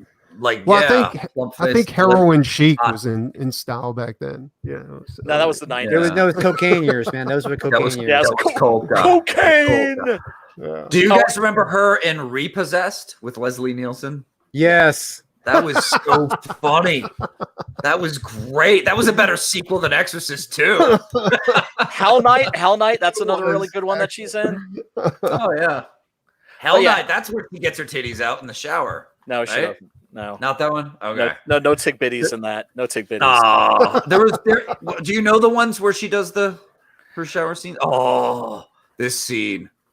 Right? I love this. Can you explain to Drew? Because Drew was like very unsure about showing this clip. Can you convince this man like why we need to see this? Okay, because this is great. This is great filmmaking.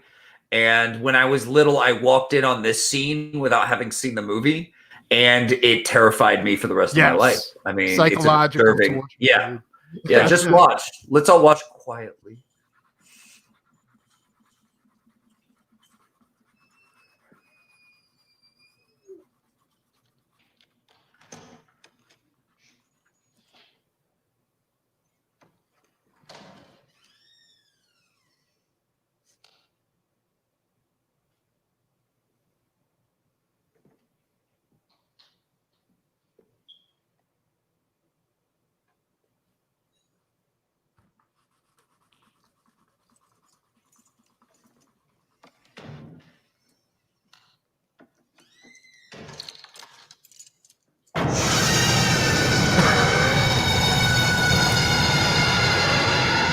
Dude.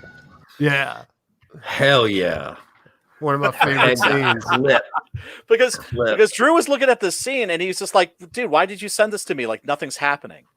I'm like, wait for it.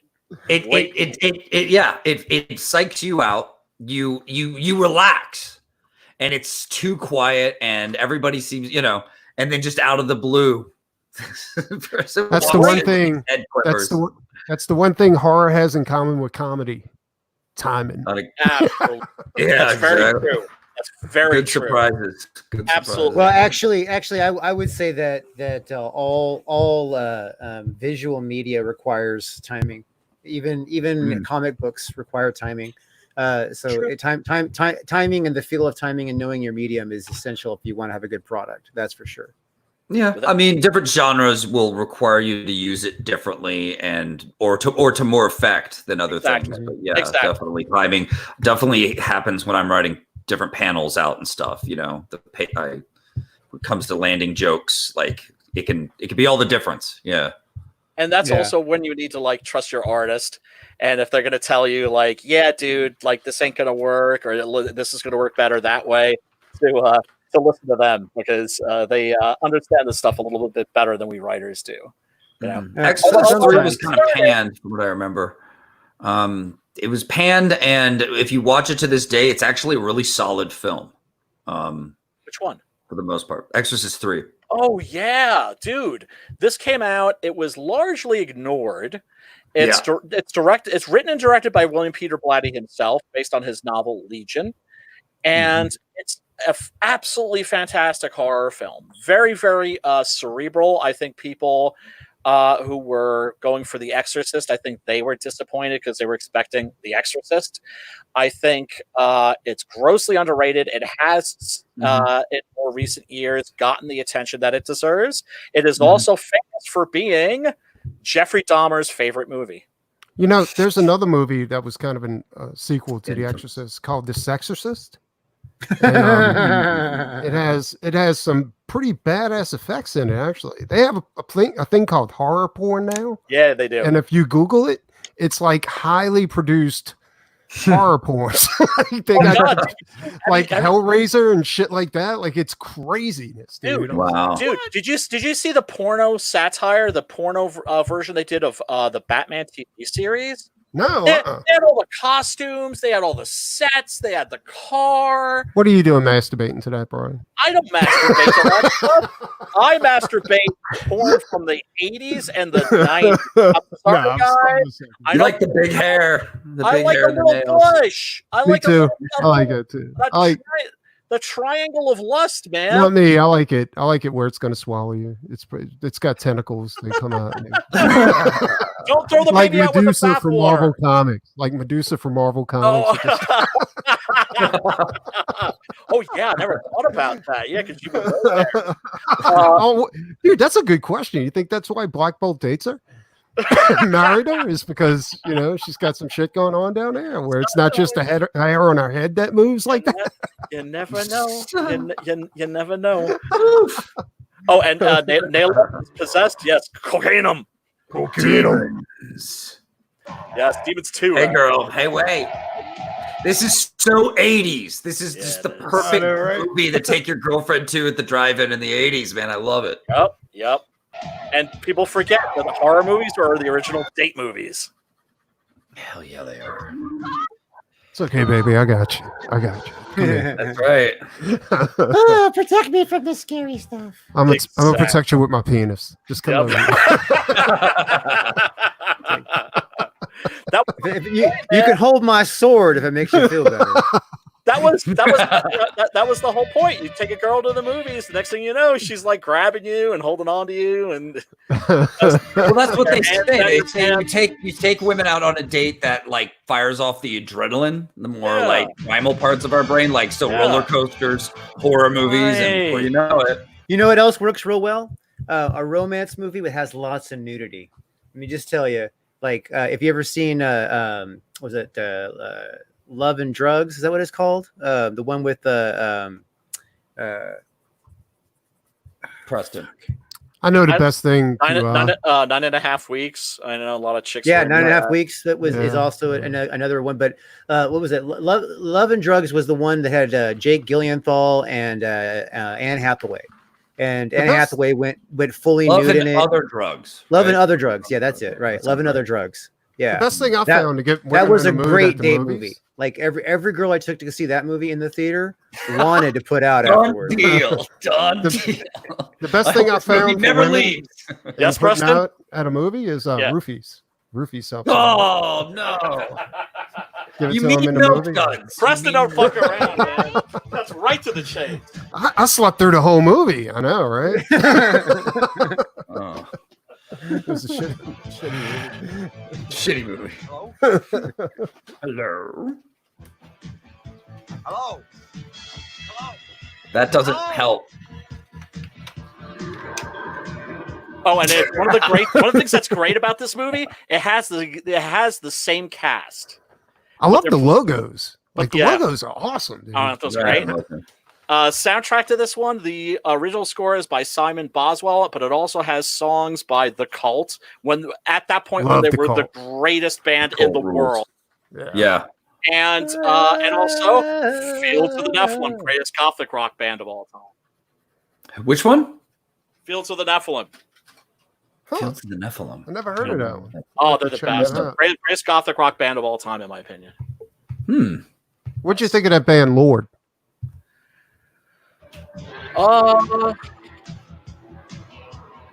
Lord, I'm not that familiar with Lord, to be The perfectly Return honest. of the Tyrant, the video. I Oh, sent over to- yeah, the video that you sent me. Yeah. I'm not really an epic metal guy, but I enjoyed bastard. it.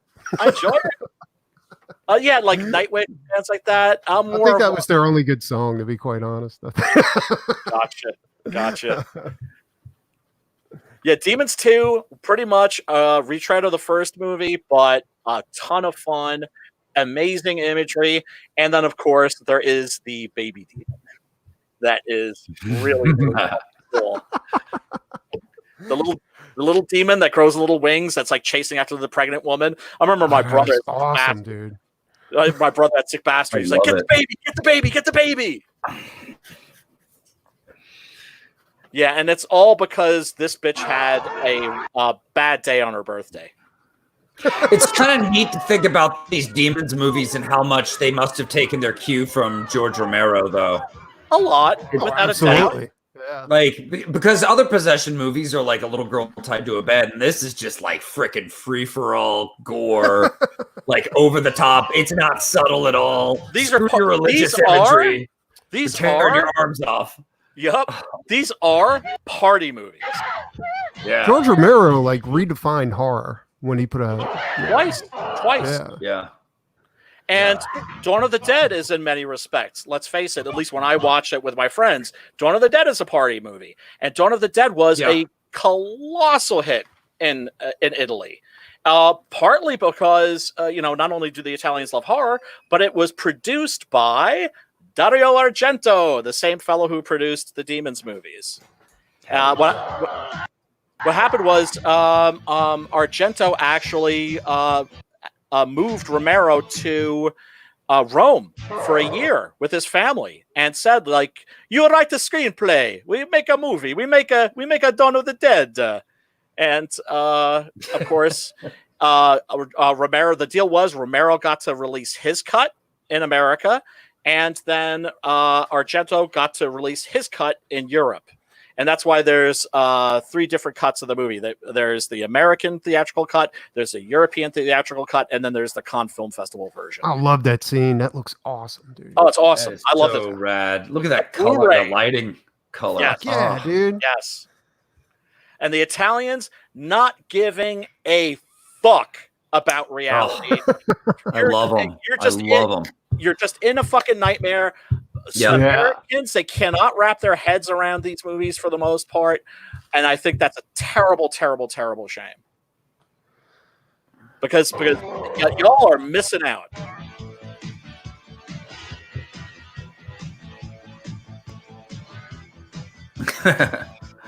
Studley hero. Before Die Hard. Yep. What do you think influenced like horror magazines, like horror artists that actually did the paintings that went on the front of horror magazines? Do you think they had any influence on the horror movies, or you think it was horror movies that had the more of an influence on horror artists? You know what I'm saying? Both ways. Yeah, Do you know what I mean? From each other. It's one of those things where it's like everybody steals from everybody else. Everybody's like inspired by everybody else.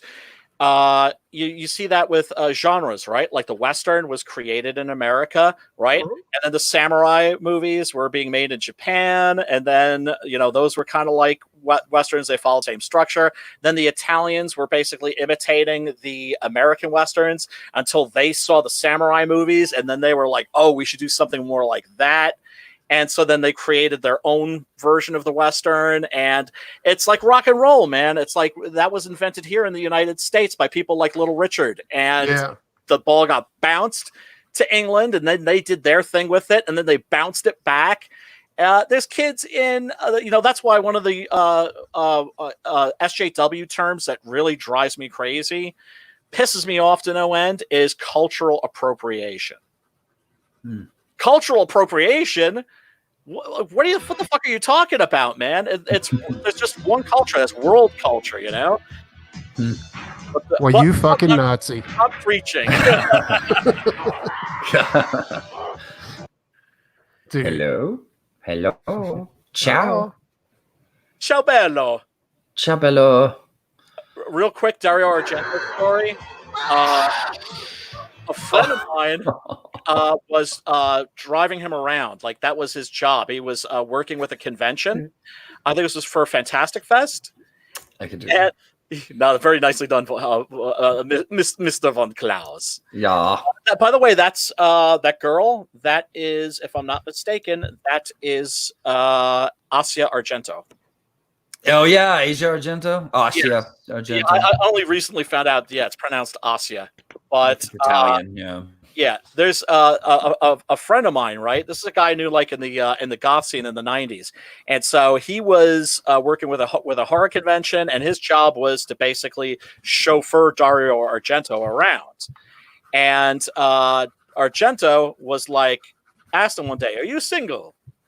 And he was like, "No, why are you asking?" And he was like, "My daughter, she needs a husband." And he realizes, like, here's this guy, cutting edge filmmaker, right? Very controversial, very avant-garde, and just like still just like old world Italian. And mind you, this friend of mine is like Chinese American, right? And so Argento's certainly not racist because he wanted to hook this friend of mine up with his daughter. He's like, "She need a husband. You're a nice boy. I come from. I'm not gonna set you up." I come from on my grandmother's side. She's like pure Italian, right? Was pure Italian. Yeah. And I can tell you, like, she was racist, but she was racist only against one type of person. Not like race, right? And Right. The names she used to come out of her mouth were fucking insane. But she never mentioned Chinese people ever. I'm saying, like, she was never like racist against Chinese. You know what I'm saying? But oh my god, dude, I learned so many curse words. It's fucking insane, dude. Oh man. Oh So, yeah. Commercial time. Wrapping up the show. We got about 15 minutes. It'll be 2 hours. Why don't we take this moment to talk about some of the monster horror related, not really like horror. It's like scary, make you ill. You got monsters, damn it. But it's got monsters, and it's got a lot of horror elements, a lot of horror influence. Obviously, Von Klaus, an amazing writer. Look at that, 7773. That's like a lucky number right there, brother. Almost, man. $4 away from all sevens. Man, this has been the hardest thing I've ever made, but it's the most, like, I'm more proud of this than anything I've ever done. So I'm just really pumped to have your guys' support. And I'm doing everything I like in one book. It's just pure fun, but it knows when to get serious. It knows when to not take itself too seriously. It's just a fun ride. Dr. Black is a fallen from grace surgical prodigy who gets a new arm after he loses his arm from a terrible attack by a masked madman. He gets a new arm from a monster, and he dedicates himself to being the local monster doctor, along with his invisible, sexy as hell sidekick, Heidi H. Hyde. They get into misadventures in monster mending. And I just hope everybody can check it out and enjoy the hell out of it. We're almost done with it, man. We're like 15 pages away, I think, from calling it a book. So nice. 15 pages, huh? That's not bad at all.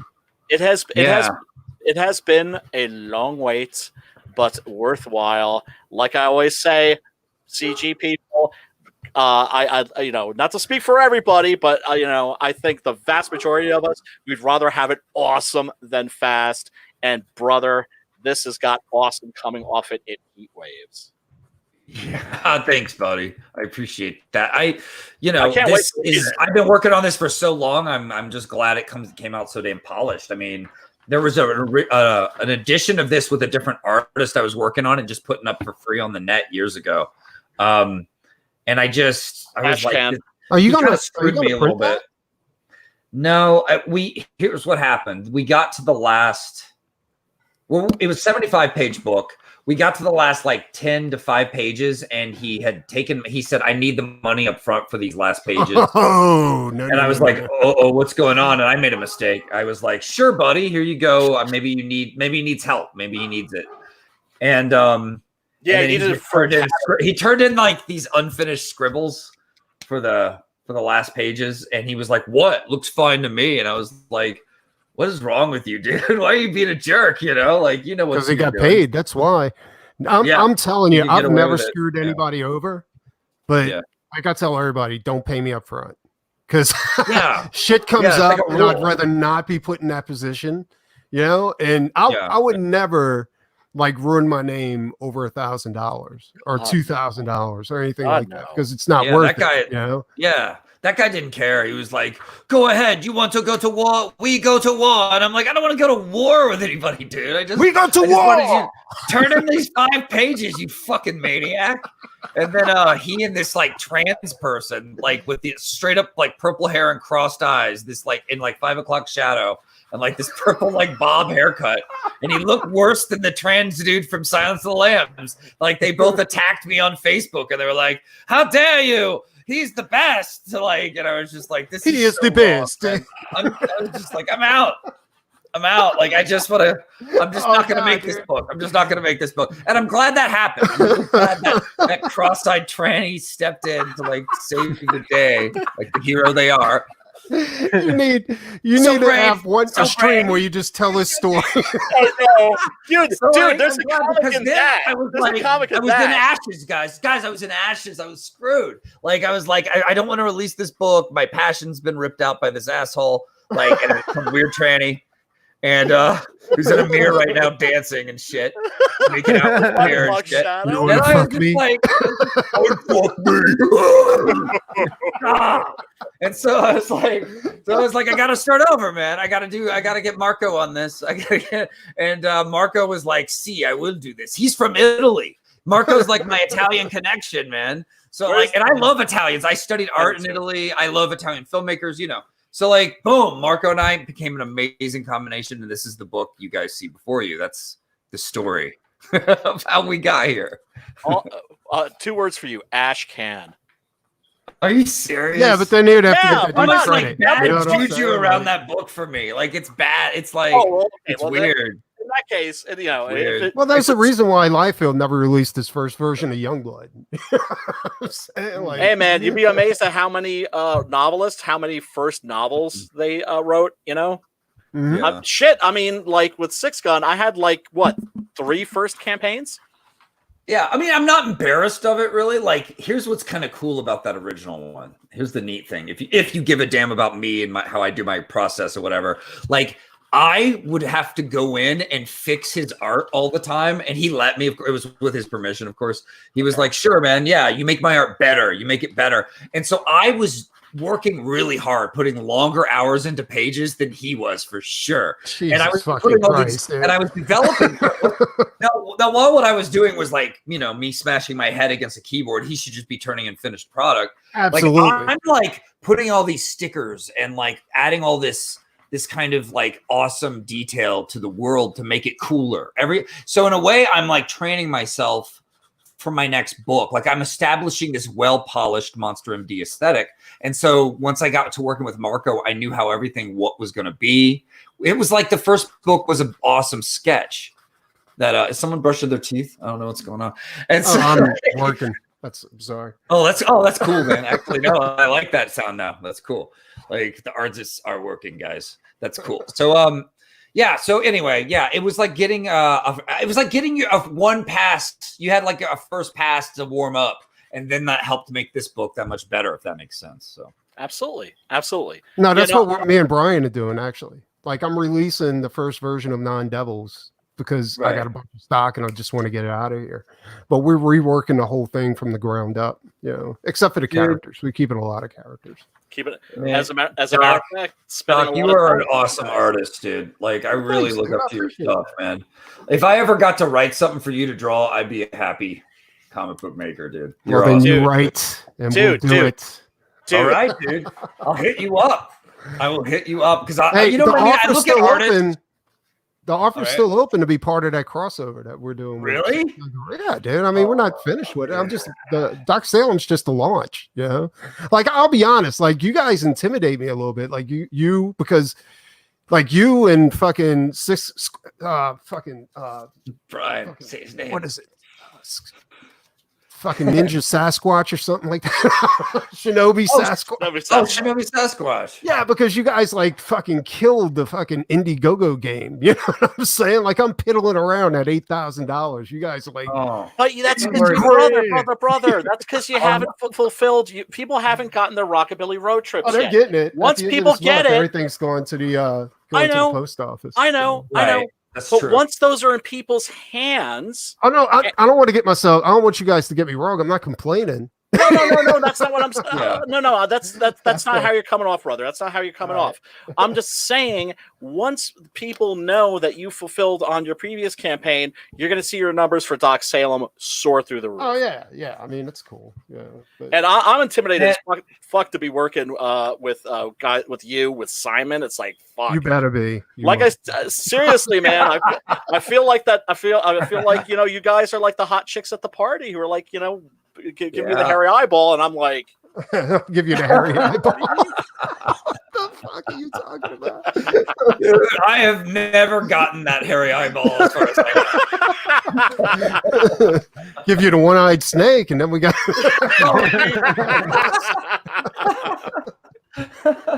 All right, Preston, you want to say something about your book?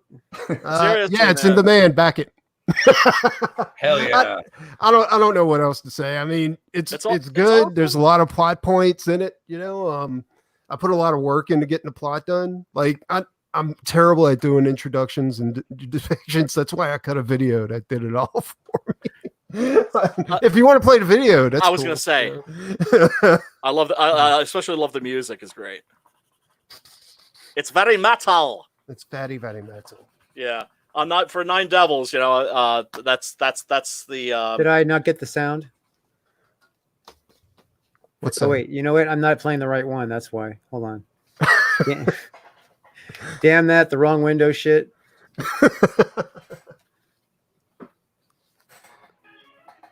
You know the story. A mad genius, an unholy creation.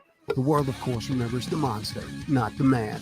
But sometimes, when you look closely, there's more to a tale. Sometimes the monster is the man. This is the story of Dr. Salem, Monster Hunter. Dr. Victor Frankenstein endures life-threatening wounds inflicted by his very own creation. His trusty assistant Igor injects him with the elixir of life, which puts him in a state of suspended animation. When he finally awakens, many years have passed and times have changed. The world that he knew is long gone and the tables have turned. Now monsters have emerged from the shadows and taken over. Victor Frankenstein finds that he is one in man due to the devastation his creation had wrought. To make amends for his transgressions, Victor assumes the guise of Dr. Salem and hunts down rogue monsters.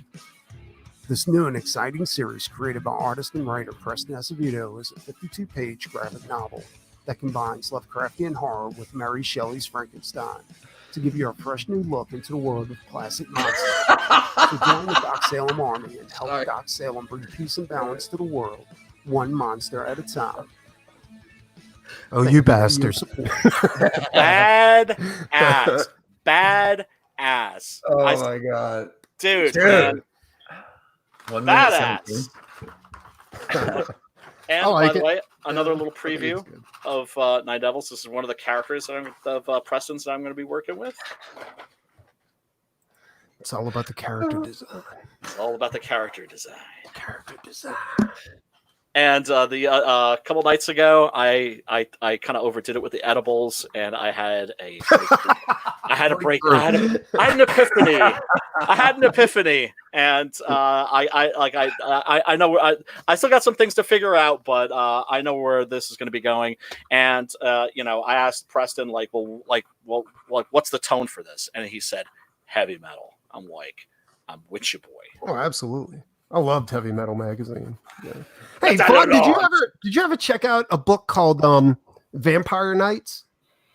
No. It's super gothic, dude. And it's like delves deep into German, like the Nazis and fucking Jews and shit like that. When the Nazis die, they become vampires on the other side. You know, and it's this weird thing where they get this vampire armor and these swords and shit. What's it called? It's called Vampire Knights. It's written by the same guy who created martial law for 2000. Oh, Pat Mills. Yeah. Oh, And I love Pat Mills. yeah, that fucking book is so hard to get a hold of. Like it's like $300 for the first issue or something like that. And you know what? They had portions of the story in Heavy Metal magazine. And yeah, boy. yeah, like it's crazy, dude. Like Pat Mills just outdid himself, and every page on there is super high detailed and all watercolor painted. Watercolors. Yeah, nice. yeah, it's sick, dude. Like seriously sick. Just a big hail to George Gaddis if he's still in the chat. He's probably not, but he knocked it out of the park with this. That's rad. That's cool. That's rad, dude. Is that Is he going to be making that? Like, is that going to be a toy or? Yes, there's going to be a toy. There's going to be hopefully a squishy if that can be done. Also, there's going to be a few animated bits that are flybys, Star Trek TOS style. Oh, that'd be sweet, dude. And he is currently working on a Six-Gun Gorilla sculpt as well. And he actually just today shot me like some images, and it's going to be fire. So yeah, he's amazing. He's one of the really great, almost sort of hidden talents in Comicsgate. Comicsgate is full of fucking talent, dude. I know. I mean, this is all the rejects from the mainstream comic industry, dude. Like they didn't want us because they want to hire their buddies and shit. and they're getting their artists off of Tumblr now. That's all that horrible Tumblr art. Hey, you into comics? No, you want a job? Yeah. I hate comics. Well, it's okay. We'll make them good. We're not asking you to collect it. Just go ahead and draw a few. Well, there's also rumors that that Disney has decided that their comic division is going to be an R&D division for future projects. And DC and DC is following suit because of it's a corporate push down from AT&T. Absolutely, that was coming. That was always coming. That wasn't gonna. Yep. Well, when he bought Marvel, I remember originally thinking, well, I think they're probably going to leave well enough alone. I thought that was the biggest mistake they ever made. To be quite of course, honest. Yeah, but because let's face it, it's like. But long before this happened, I remember telling people in a screenwriting group that I was in, comic books are where they're going to be getting all their ideas, because this is where people have been creating in a bubble for the longest time, right? Because nobody ever gave a rat's ass about comic books until the movies became big. Yeah. So if you were a writer or an artist, you could just go nuts. And you didn't. Well, the thing is that none of the modern stories that they came up with, they're not using any of that for the movies. These are all stories that were written in the 90s and the 70s and the 60s and shit like that. Like absolutely, that's all the good shit. That's all the good shit. And the thing is they've got all this wealth of material from the past that they can mine. Right? Yep. I mean, the SJW comics. Look, even SJWs don't want to fucking read them. That's because they're not comic collectors. They don't read comics. Exactly. They were never part of the community. They were never part of the fandom. It's like somebody who was in charge of My Little Pony. Hey, you want to do Creepy Magazine? Yeah, exactly. Or vice versa, right? Because you gotta, it's like, okay, well, My Little Pony, that's not for me, but whatever. Totally the same thing. I don't see what you're. It's fucked up, man. But that's why CG is here. That's what we're up. What we're doing. That's what we're replacing. We are replacing the contemporary comic book industry. They're whack-ass comic books that nobody reads. We're making comic books that people are going to want to read, that they're going to want to collect, that they're going to want to, not just read and put away, but maybe every now and then take it off the shelf, take it out of its mylar snug, and re-experience it. Comic book. What we're kind of turning into, if you consider all of our books like as a whole, like work. Yeah. We're like the new 2000 AD, man. Absolutely, dude. Yes. And I'm totally fuck the image thing. That 2000 AD is the shit. That. Did you see the documentary? Yeah. Dude, the documentary is so badass. Dude. Watch the doc on Prime, on Amazon Prime. What's it called? It's called 2000 AD. 2000 AD. Well, that helps. Oh, dude, I'm all over that. Absolutely. Dude, it is badass. You got to check it out. When we started to me that was like the next revolution after like the French Revolution, after like we started getting French comics. What's that? After heavy metal was being produced, was making its way into the United States, we started getting Judge Dredd, and and it was just like Pat Mills in the beginning of the documentary, Pat Mills is like, so I was writing comics and my brain was literally melting. It was so bad. And that's when they came up with the 2000 AD. Oh my God, man. So much great stuff. And that's what we're doing. I mean, I can't believe the amount of talent that's in this group. It just continually astounds me. And we're also the inverse of the legitimate of the mainstream comic book industry, because we're not always trying to backstab each other. We're actually working together. Mm-hmm. Keep thinking that, Brian. Keep thinking that. We are not the gatekeepers. There's always the outlier and the exception to the rule. So, a couple of dicks of backstabbers. With all of that, there are of them. With all that said, thanks again for coming to Horror Talk. Please click subscribe, click like. We want to see you again here next Monday, 8:15 Eastern, 5:15 Pacific. If you're outside that time zone, I don't want to do the math. Seriously, we love to have you here. We like to dig deep into horror, and trust me, sometimes it gets kind of off the rails. Other times it's going to be gross as fuck, but every time, hopefully, it's entertaining. So we hope to see you next Monday, and thank you for being there. We love you very much. Talk to you soon. We are ending the broadcast. CG for life.